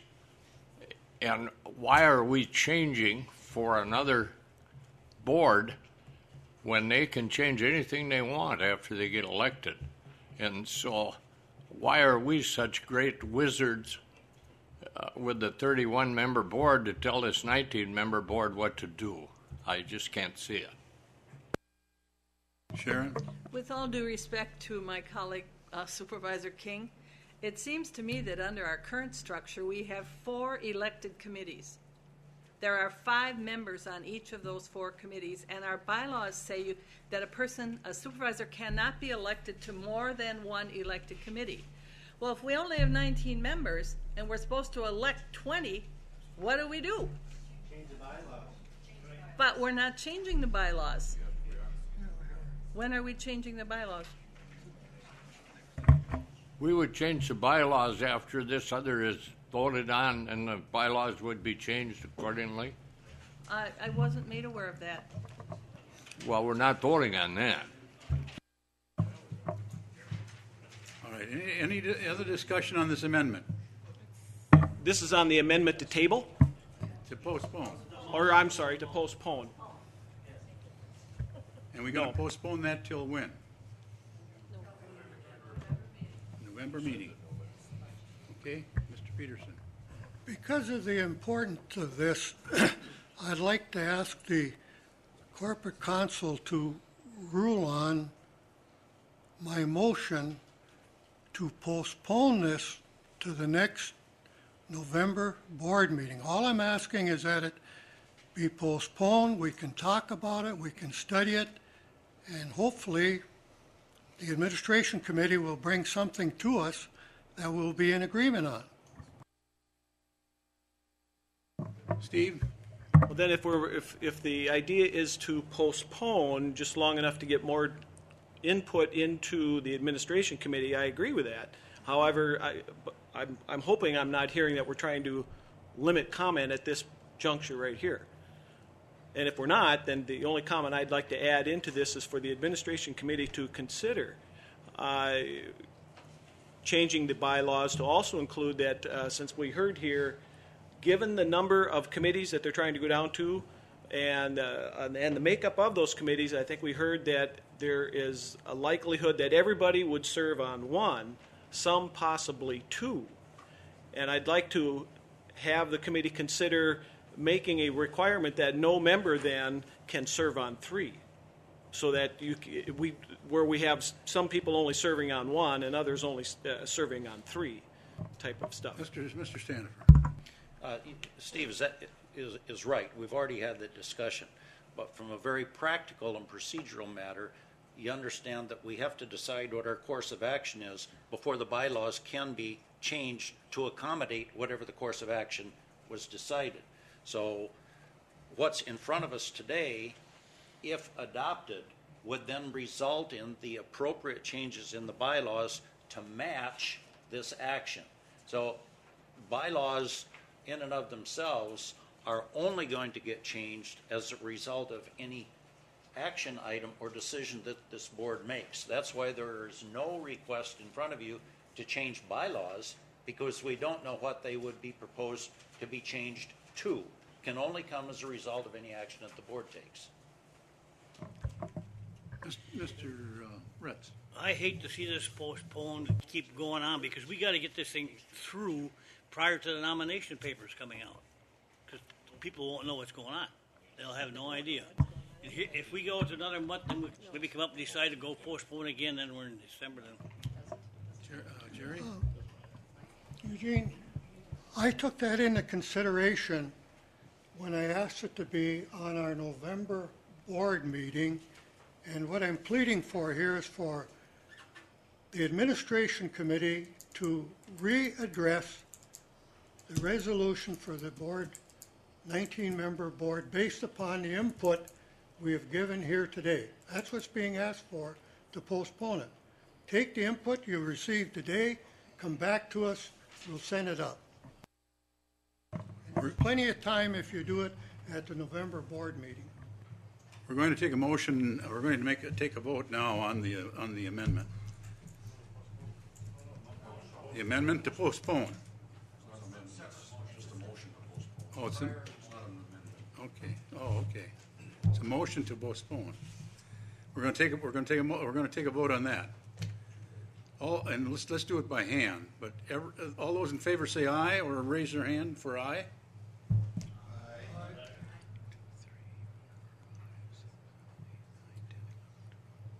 12 of them. How many are present? 12, there's 20, Still people have left. Are there 24 present? People have left and I haven't seen. And those opposed?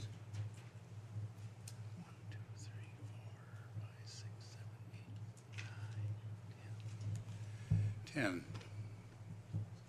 many did you have? 12 and 10. Telejohn left. I think that was one more. Mr. Chairman, parliamentary inquiry. Yes. I would inquire if this does in fact take a motion to postpone, take a 2/3 vote.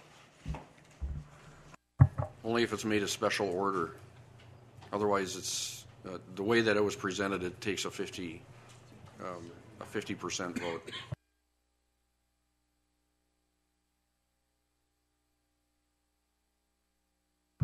I further inquire, what do you mean special order?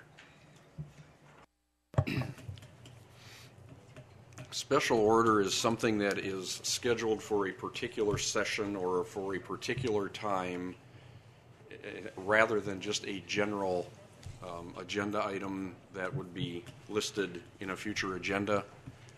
It's ordered to be taken up at a special time on a special day, and it applies more to those organizations that don't regularly meet or meet with large numbers of people, not necessarily elected members. It's more for private organizations and public organizations.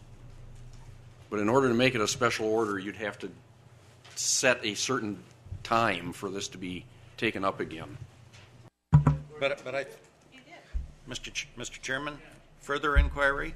I thought that was what was done. This was a motion to postpone to a date specific to the next meeting of the county board on 10 November. Yeah, a special order, that's not a special order unless you say at 9 o'clock. I didn't say that. I know.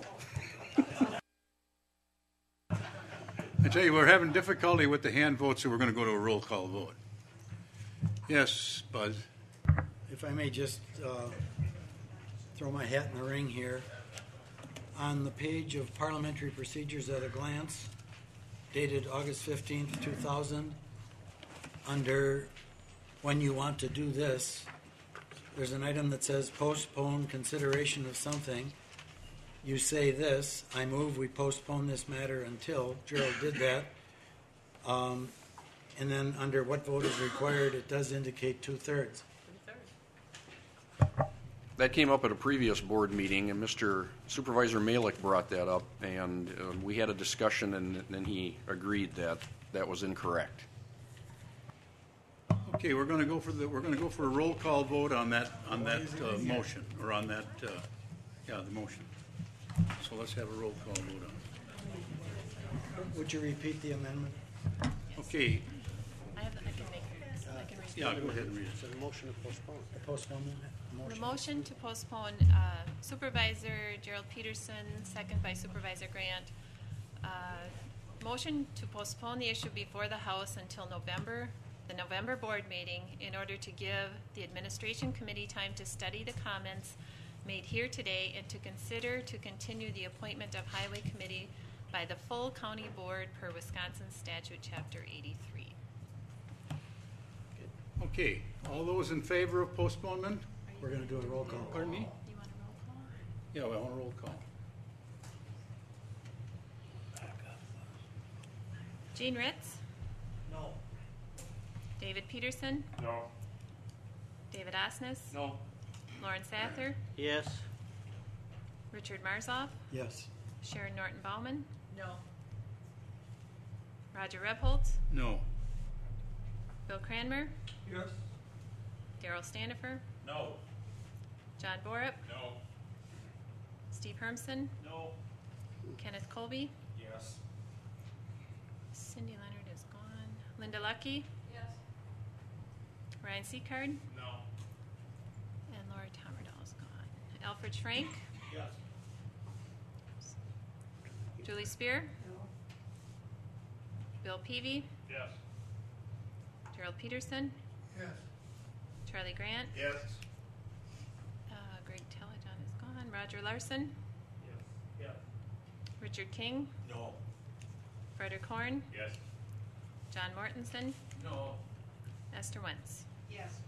It's tied. So it fails.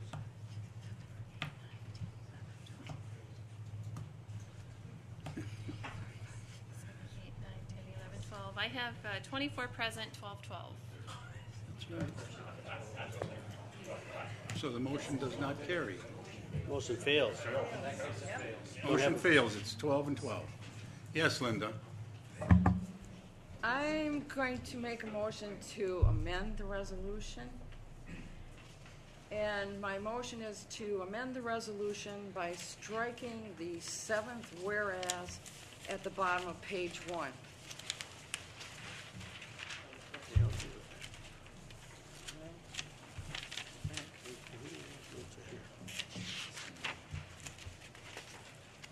Second.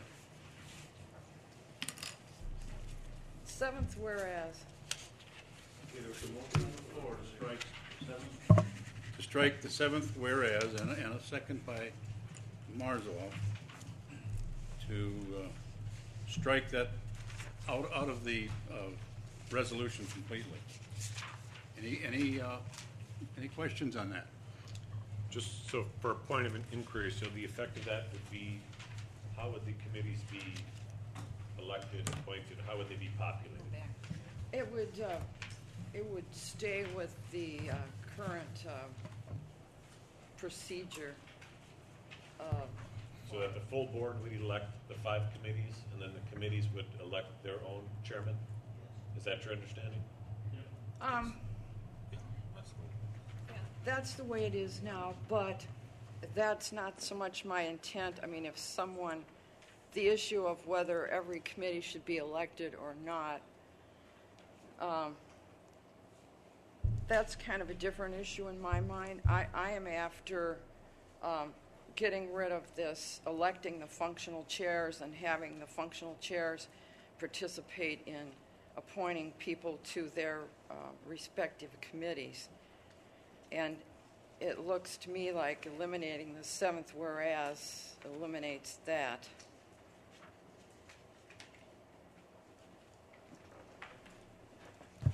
I think that creates a logistics or a procedural question in that not all the committees are elected now. There's only 4 committees, and the structure of the committees is changing so that administration and finance become a combined committee under this resolution. So you might want to consider the alternative, eliminate the seventh whereas, and either suggest that all committees are elected or some other substitute process.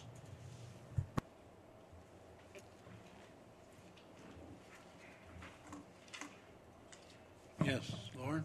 I'd like to offer a friendly amendment in that we eliminate that seventh whereas and instead put in whereas the primary changes to current procedures are, well, it wouldn't be a change. The primary current procedures, the Board of Supervisors shall elect the functional committees. Will that work?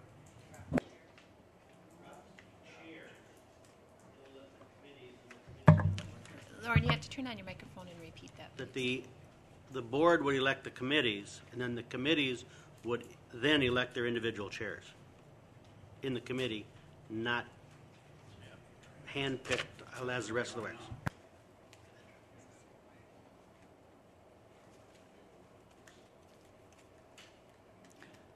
Okay, I'll accept that.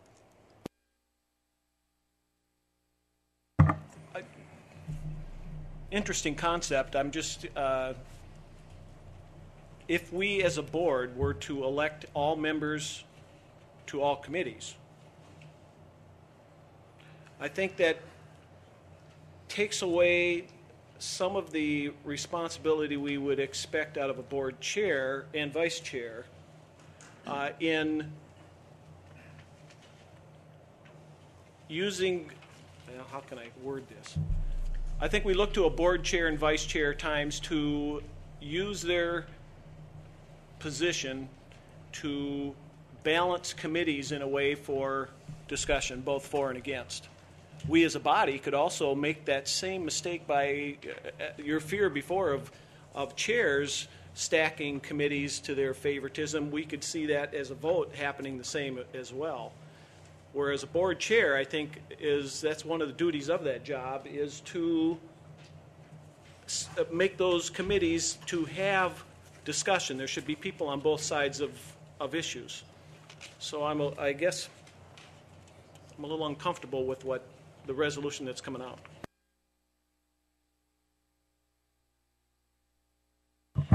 Well, I do agree with Steve. My main issue is the chair business and them populating their own committees. I guess, I'm open as to what other people would feel about. I feel very strongly about that part of it. As far as whether we elect all of the committees or they're all appointed by the chair, I guess, I'm up in the air on that. That's whatever the board wanted, however way they wanted to go on that one. But, and that's why I guess I didn't throw it into my original motion, until Greg brought up that we had to do something there. So, I agree with you, Steve. I'm uncomfortable combining those two issues. I want Greg to explain something, too. I'd just like to clarify something with you, Linda. Do you read that language to mean that once the committee chair is elected, then that person selects all the committee members? Well, jointly with the other two. And all the other committee members, and all the other committee chairs. Well, so there would be the board chair, the vice chair, not the other committee chairs? Yeah, so there'd be a seven-person group selecting committee members. Well, that's not real clear. Would you Okay, please and turn that's on why your- I wanted Linda? to clarify. Linda, turn on your microphone. Darrell? please. I'm very confused with what Supervisor Lucky just indicated. Because on the one hand, she says that she is uncomfortable with having the chair, the vice chair, and 5 committee members, 7 people, populate the committees. But she doesn't have any problem at all if the chair and the vice chair would populate the committees. So it seemed to me that it is moving backwards in her trust mechanism to say that she doesn't trust 7 people to do it, but she does trust 2.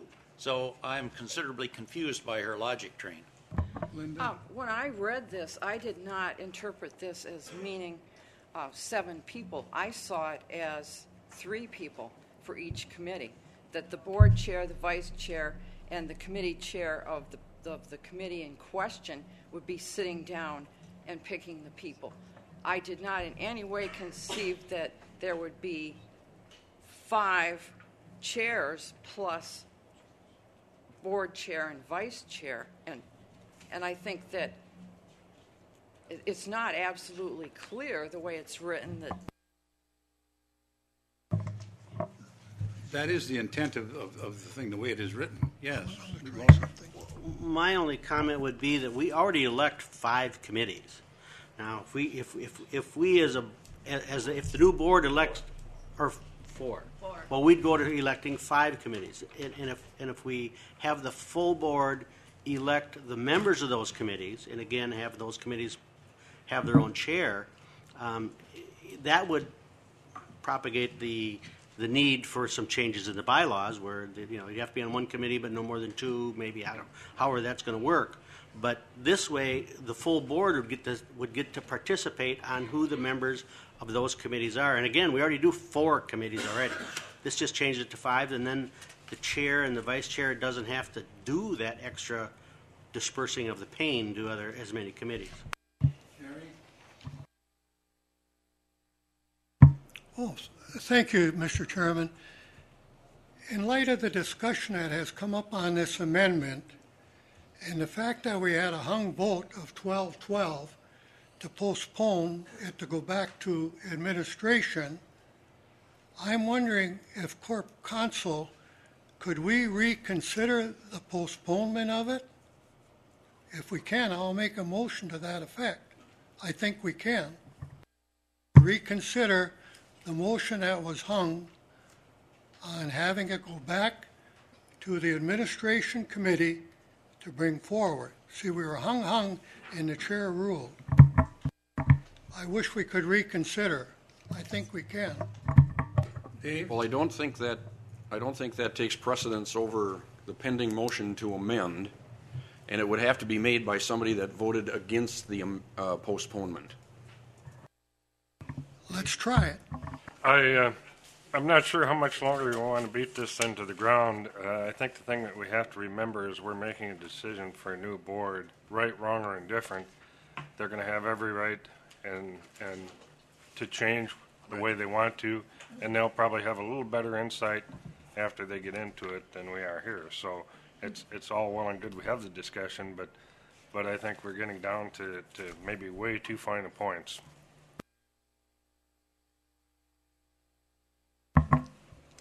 Mr. Chair, is it the consensus of everybody here that the biggest problem is the last whereas? And then we're okay with the rest of it? And if that's the case, let's deal with it and be on with it.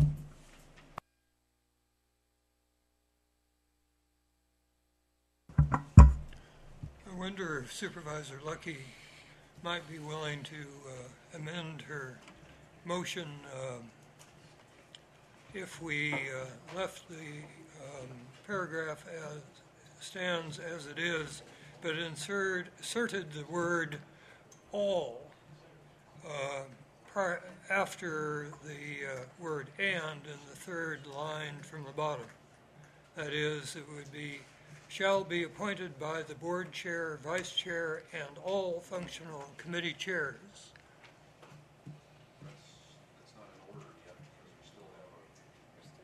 there's still an amendment on the floor to change that whereas to say that all functional committee members would be elected. So it wouldn't be in order yet, Bill. Okay. Let's take a vote on that amendment. Let's take a vote on the amendment. And the amendment is a good question.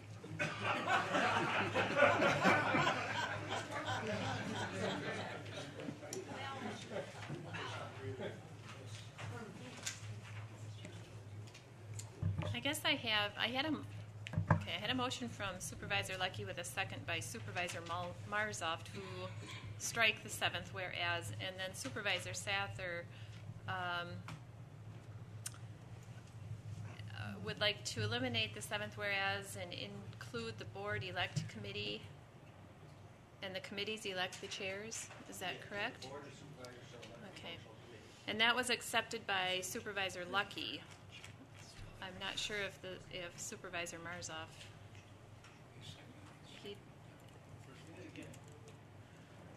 So we have two things to vote on? His first, then hers. Okay. I had a motion by Supervisor Lucky with a second by Supervisor Marzoff to strike the seventh whereas. Let's have a vote on that. No, and then there was Supervisor Sather indicated to eliminate the seventh whereas and indicate the board elect committees and the committees elect their chairs. And that was accepted by Supervisor Lucky, but not by Marzoff, and I don't know if that's necessary. It's an amendment to the amendment. Mr. Chairman, I rise to a point of order, not literally, but figuratively.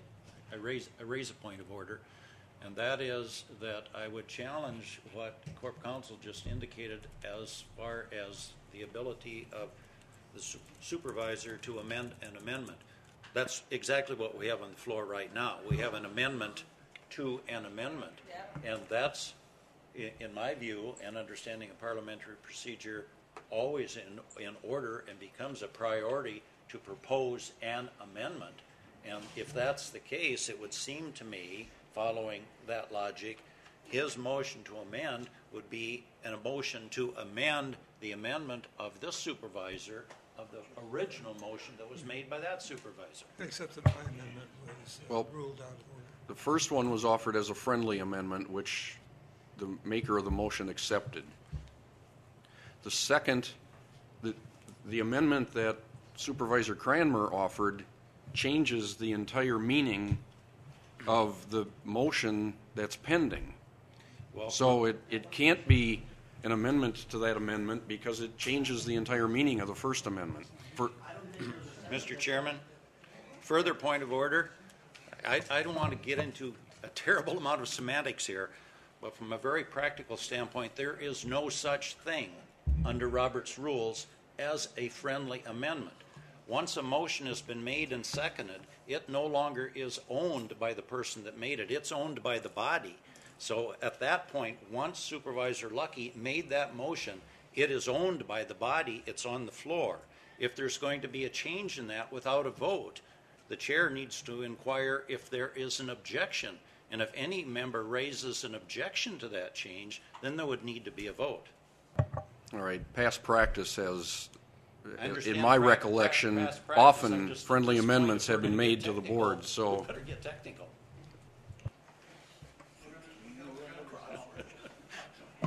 We got to resolve this, and I don't know where to start. Go back to Linda's original amendment. Her original motion, and that she was amending it. It was a motion to amend, and that's where I wanted to go before. We'll go back to that original motion that she made to eliminate the seventh whereas. There was a motion and a second. All those in favor say aye. Aye. Opposed? Aye. Aye. All right. Let's give it a roll call vote again. I can't help that. We gotta get to the answers on it. Mr. Chair. Yes. Before we vote, could I just ask the clerk to clarify something? No. Cindy. No. You voted. You're starting to vote now. Okay. I'm sorry, I have to get my motions in order here.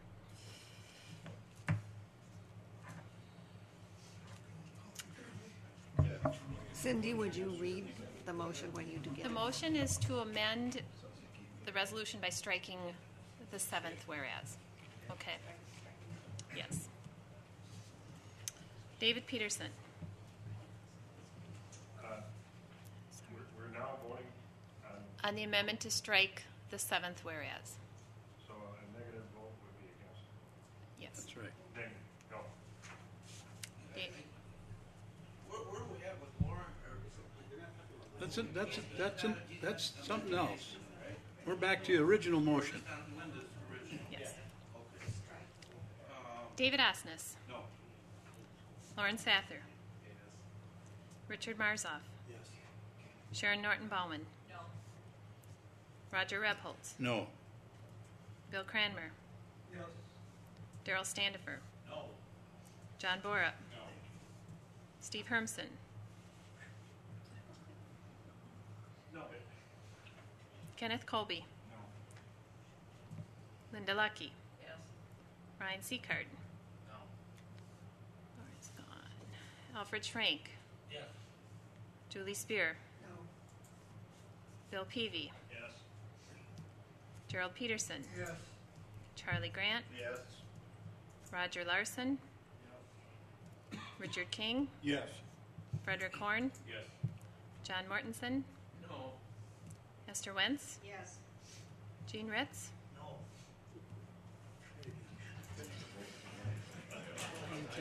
10-12. We're tied again. Motion fails. Okay? Mr. Chairman, Now, I would like to make a motion that we amend the resolution to strike the seventh whereas and insert whereas the Board of Supervisors shall elect the functional committee members.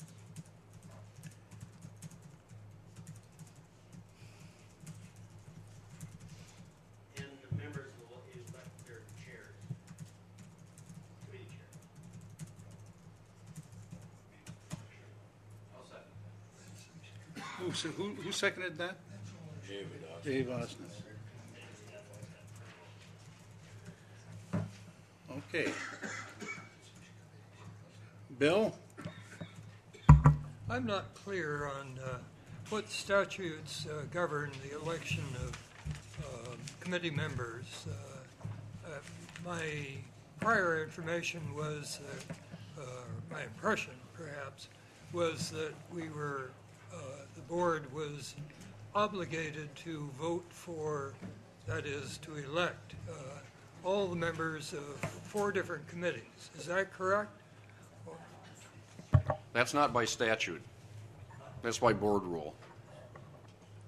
And so we can decide to have some elected now or not. And so Lauren's approach is perfectly fine just as long as we put it in the bylaws. Okay. Not exactly, but generally speaking, yes. Can you be a little more precise? Well, for example, the Health and Human Services Board has to be approved by the county board, but the members are appointed by the chair.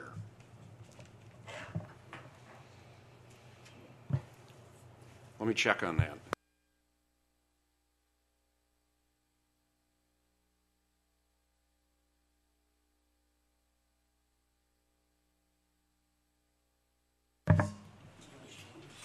I have a motion by Supervisor Sather, second by Supervisor Osnes, to amend the resolution to strike the seventh whereas and indicate the board shall elect the functional committee members and the members will elect their committee chairs.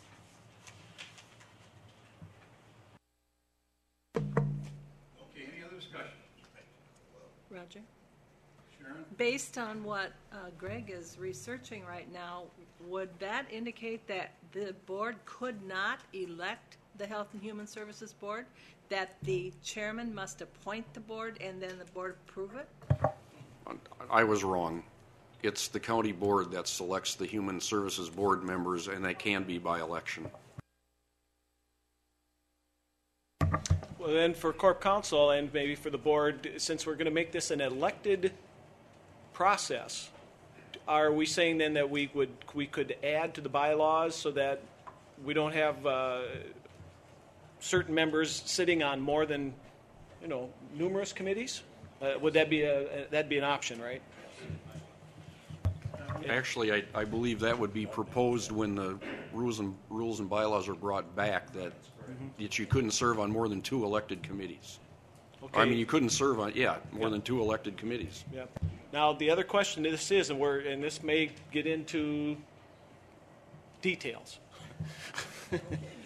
Here we are. We've got this resolution in front of us, which we're trying to get through on a majority vote, is going to impact and come back to administration, who will come back to us with a directive for changing our bylaws that requires a 2/3 vote. So isn't a majority vote here basically dictating what a 2/3 vote will have to come to? I don't believe that redoing the bylaws for an entirely different board structure is going to require a 2/3 vote. I think that's going to require a majority vote also.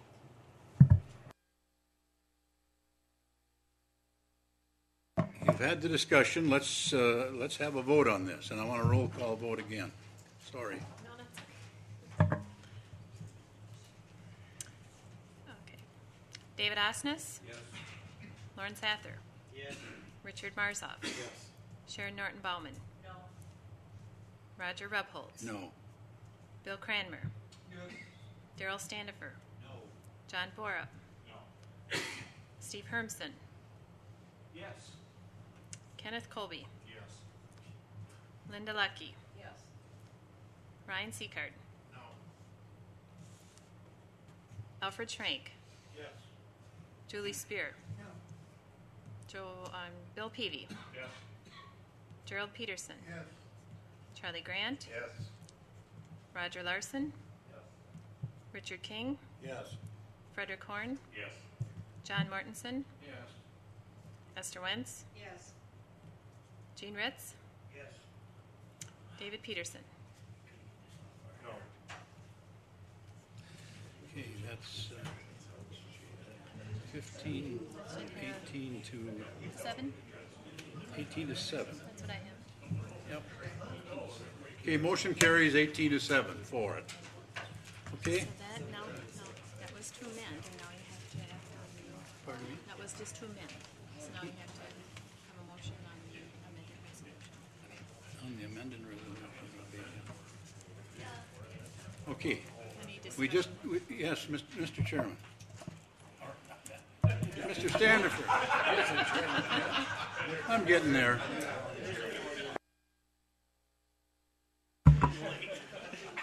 With all due respect, I now think, after all those gyrations, we've discussed about everything that we can discuss, and so I move the previous question.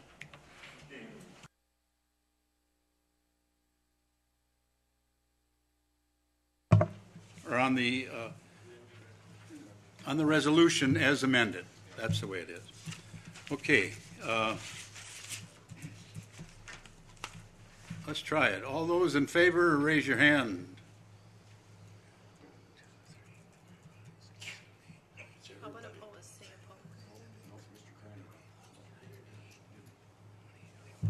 opposed. Oh, Colby hasn't. Okay.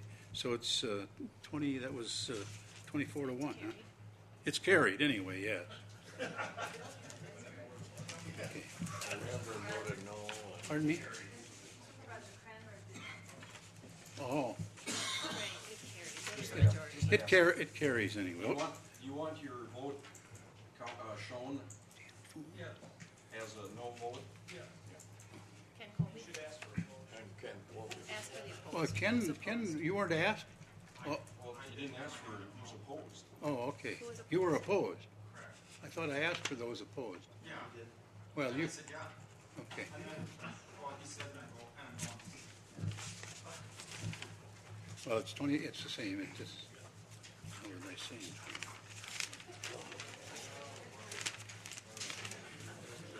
It'd be 24 to 1 then, anyway. I have it carried with voting. All right. Okay, motion carries anyway, okay. Now,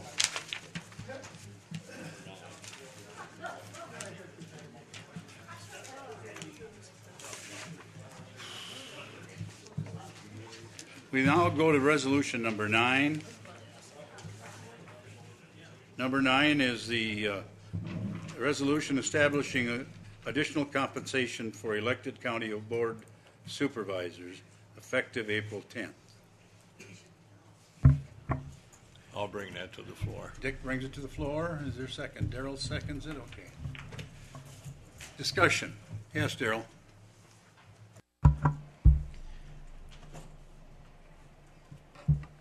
I know there will be some reluctance to consider increasing compensation for board members. I'd like to make a couple of points. First of all, this resolution is now coming to you with the unanimous recommendation of the Administration Committee, and I want you to understand that this is carefully and thoughtfully considered. We do not bring this here lightly. Second of all, I would like you to be very careful in understanding that this does not affect anyone currently sitting here unless you would be elected to this board and would take office in April of 2010. It does not affect anyone that's here. The third point is that there will be a reduction in supervisors from 31 to 19. If you accept the premise that there is a certain body of work, and that body of work is now being divided in 31 pieces, after April it will be divided into 19 pieces, then the logic follows that the workload goes up. I suggest that with the successful implementation of a new committee structure, we have the opportunity to keep that in a manageable process and to keep the number of meetings from going up. And in fact, it is my expectation and sincere belief that the number of meetings will go down. Having said that, however, currently the average compensation on a per diem basis per member in 07 and in 08 worked out to be an average of about $2,750. It was within a few dollars in 07 and 08 of being the same. So for purposes of this point, let's call it the same and say it was $2,750. $2,750 times 31 members worked out to be, on average, for the last 2 full years, figures that I did confirm with Cindy, does not include mileage or other expenses. It's purely what was paid to go to meetings, was about $78,000. So the gross expense in terms of the amount of board per diem fees was about $78,000. The proposal that's in front of you is designed to do a couple of things. One, it does achieve some reduction in gross compensation, although that's probably not the primary motivator. But in terms of that math, it does go down in terms of gross compensation from about $78,000 a year to about $71,000 a year. So there is a reduction. More significantly is the fact that we took a fair amount of time talking about the compensation on a per board member level to attend a meeting. There's a certain baseline of work requirement that goes on by most conscientious supervisors that takes place without regard to going to a meeting. It's the prep time that you do at home. It's the consideration that you give going over things to get ready for meetings. It's the work that you do in responding to your emails and printing out things to get ready for meetings. All of that takes place without regard to going to a meeting. So there's a certain baseline expense component and responsibility to be an involved supervisor. But maybe more to the point is we did not want to incent the idea of having meetings. And if we would change the compensation on a per meeting basis, there is either the implied or the subtle suggestion that the way that compensation is increased is to go to more meetings. Frankly, we don't want to have more meetings. We want to have fewer meetings. So we quickly dismissed the idea of having an increase in the amount of per diem compensation so that it incented people to go to meetings. But if you look at the math that is implicit here, even at a baseline compensation of $100 per month, the newly constituted board, which would be seated in April of 2010, the gross amount would go down. But here, I think, is the key point. Just take a minute and look around this room. Look at your neighbors. Look at the people that are seated here. In all candor, folks, we've become a retirement community. Now, there's nothing wrong with being retired, and by the grace of God, I finally got there, but there are very few people in this room that are currently employed and earning a salary. The rest of us are all retired. I think we've got an opportunity and maybe even a responsibility when people take out their nominating papers in December to try and have some incentive for a person that is currently employed and currently working and currently earning a salary to run for the county board. And unless we put out the message that this is an important thing to do, a responsible thing to do, and we want those kind of people here, we're going to perpetuate the idea that this is a place that you go once you retire because it's not very important at all.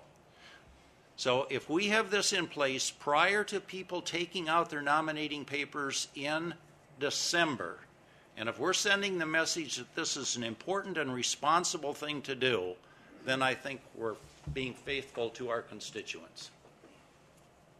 Lauren?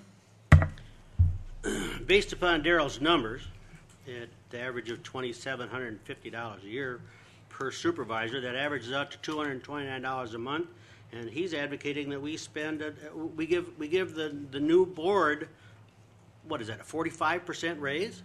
You know, this is, we're asking employees, here we're in the budget cycle, we're asking employees to sacrifice, cut your budget. We're talking about layoffs, we're talking about cutting hours, and you want to give, if some of us choose reelection and get reelected, we're advocating a 45% increase in our per diem, which is the only wages basically we get over and above besides the mileage. You know, that's unconscionable. We don't do this because we get paid. I'm not so sure that that's why retired people can do this. This is public service. It isn't any different than volunteering on a church board or something else. Unfortunately, we get $60 a meeting. But to advocate this kind of raise, is unconscionable. The public voted to reduce it from 31 to 19 because they believe in smaller government and they wanted to save money. This doesn't save money. You're talking 78,000, all of a sudden it's going to be 71,000. Hippity hop, we save 7 G's. But now we're also advocating that the board chair get 500 instead of 300. There's $4,000 out the window. This is a zero-sum game. I mean, this smacks of, call it whatever you want. I'm obviously going to be vehemently against it. Gene. Apparently, some of us feel we're not worth it, but I think most of us are worth it. Simple statement. Buzz? I'll read from my notes.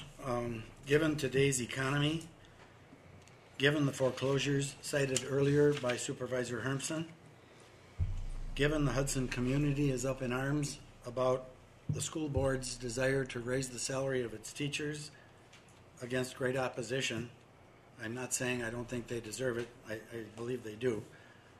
I just don't think that the timing is right to reward ourselves. Yes, we are retired, Darrell, but now it's our time and our turn to serve. Sharon? I'd like to ask for input from some of the other administration committee members, what their thinking was when they voted for this resolution. If I could ask for that, please.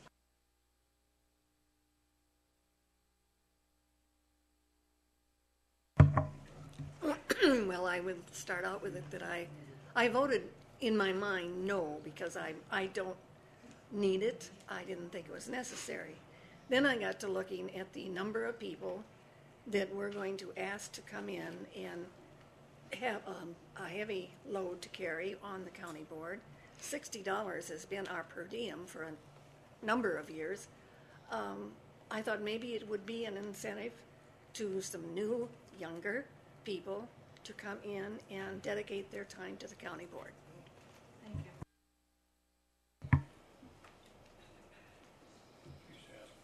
Mr. Peterson. Thank you, Mr. Chair. I'd like to ask the administration committee, as I understand this $100 stipend, would I be paid that if I was gone a month? You know, some people go away in the wintertime for a month or two. Would I still collect the stipend? That's the way I understand stipends. It's a flat fee whether I'm here or not. And I don't like that idea. Don't you think your conscience has to be your guide? Jerry, you can always refuse it.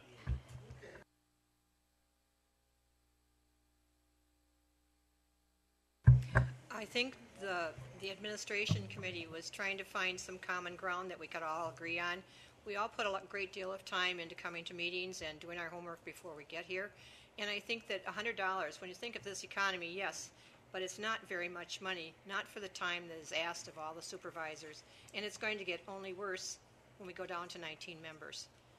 I think we as supervisors probably don't do this for the money, but it's a symbol to the people out there that we are worth something, that we do contribute, and that our contribution should be recognized as such. Steve? I guess I will say that I acknowledge and respect the work that the administration committee did putting in and the decisions that they went into this. But I have to agree with Supervisor Sather in the fact that we are here to serve. And I made that statement at the school board meeting saying I don't believe that elected members should be reimbursed for time that they don't appear at a meeting. To Supervisor Stanifer's point, we do prepare. We have to and spend some time doing that, but the end result is you bring that preparedness to the meeting and you vote with those actions. Otherwise, you can prepare all you want and not show up at the meeting, then that preparedness really was for naught. So I look at the response or the responsibility you have to come to a meeting and to vote and to express your research is a requirement. On the same token is, well, I forgot my same token. I'm going to be against this. Linda?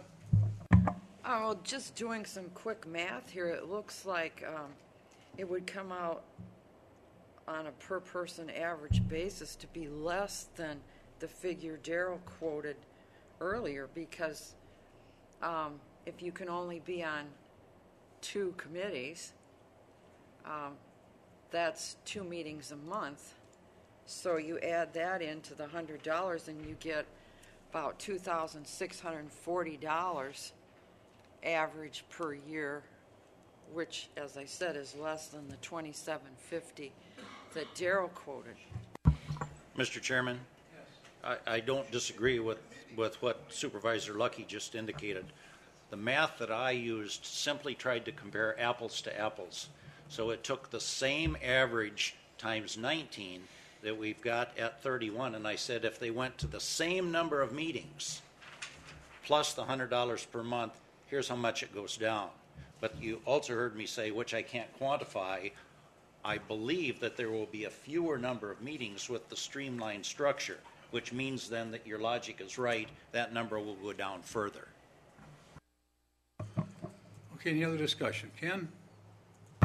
Yeah, one of the things that I just see is I'm kind of getting the feeling in a little bit of this. Washington County, a little earlier this year, proceeded to give themselves a raise, but at the end of that same meeting, they turned around and cut employees. I hope that we're arguing about a budget going on here, and we're going to give ourselves a raise, that the next statement we're going to say is, well, we got to get rid of people. Bill? I think that there needs to be clarification in the therefore on the at the end of the resolution, It says compensation be $100 per month and be in addition to per diems earned. I believe that some definition of per diems earned here is important because it doesn't refer to current policy or any specific amount that that per diem should be. And I believe that that should be in this resolution. It's already outlined in the bylaws. In the bylaws. Yeah, but we're changing things. No, we don't have to change that. Of the last question, John, you had a question or a comment? Yes, about 4 or 5 years ago, it come up where the figure was 27 something. When we divided out the expenses for the county board supervisors, and so at that time they wanted to give everybody $2,770 or something like that. Well, I would have gained $1,000 there, but I voted against it when it come up. So I just wanted to mention that's how that took place. Okay, you guys all have you folks all have the motion in front of you. You've heard the motion in a second. Let's have a roll call vote. Yeah.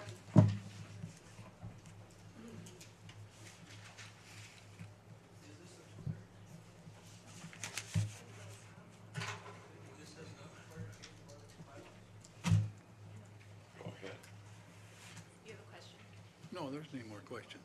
He's done. I believe it in the, We're voting on the resolution. The but last our question resolution came from is John. going to affect a change of bylaws, which in our bylaws says requires a 2/3 vote.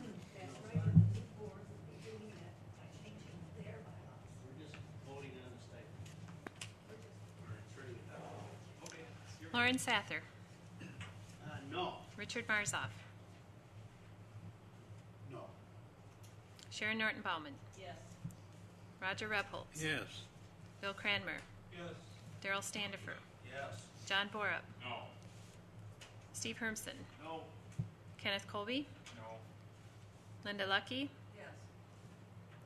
Ryan Seacard. No. Alfred Schrank.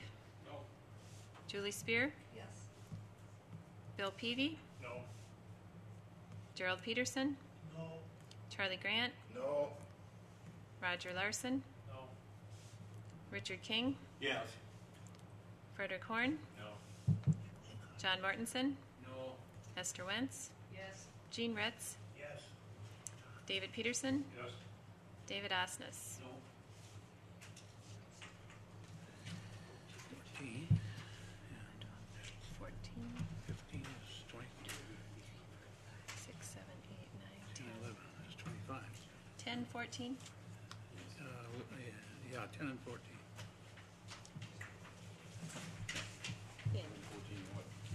Okay, the motion carries that it's defeated. It's defeated. Yes. Okay, motion doesn't carry, it's defeated. Okay, we'll take the last item, which is Resolution 10 is the compensation for the board chair. I'll bring that to the floor for the administration committee. Who second out there? Esther seconds it. Okay, discussion. Alfie, did you have discussion? Okay, Buzz? Thank you, Mr. Chair. I'll be brief. When I look at the meetings from the minutes that have transpired since I became a board member in 2002, I'm somewhat astounded by the number of times that the board chairman's name appears on those meeting minutes as having been present. When I come to the government center to pick up my mail or to be at a meeting, I've also found both Buck Malik and Roger here in the building. And and then when I look at the monthly per diem statements, their multiple presence at all these meetings doesn't seem to synchronize with the minimum amount of per diem that they are requesting. And therefore, I heartily endorse this resolution, and I encourage the rest of you to do likewise.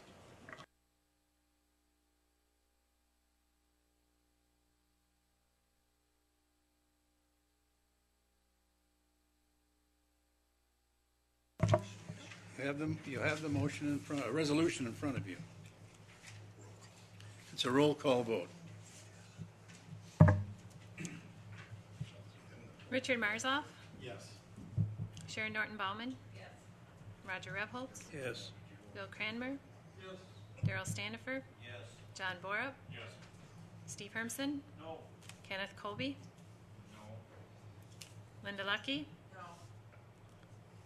Ryan Seacard, Yes. Alfred Schrank, Yes. Julie Spear, Bill Peavy, No. Gerald Peterson, Yes. Charlie Grant, Yes. Roger Larson, Richard King, Yes. Frederick Horn, Yes. John Mortensen, Yes. Esther Wentz, Yes. Gene Ritz, Yes. David Peterson, Yes. David Osnes, Yes. Lauren Sather. Nope. 18-6. The resolution carries 18-6.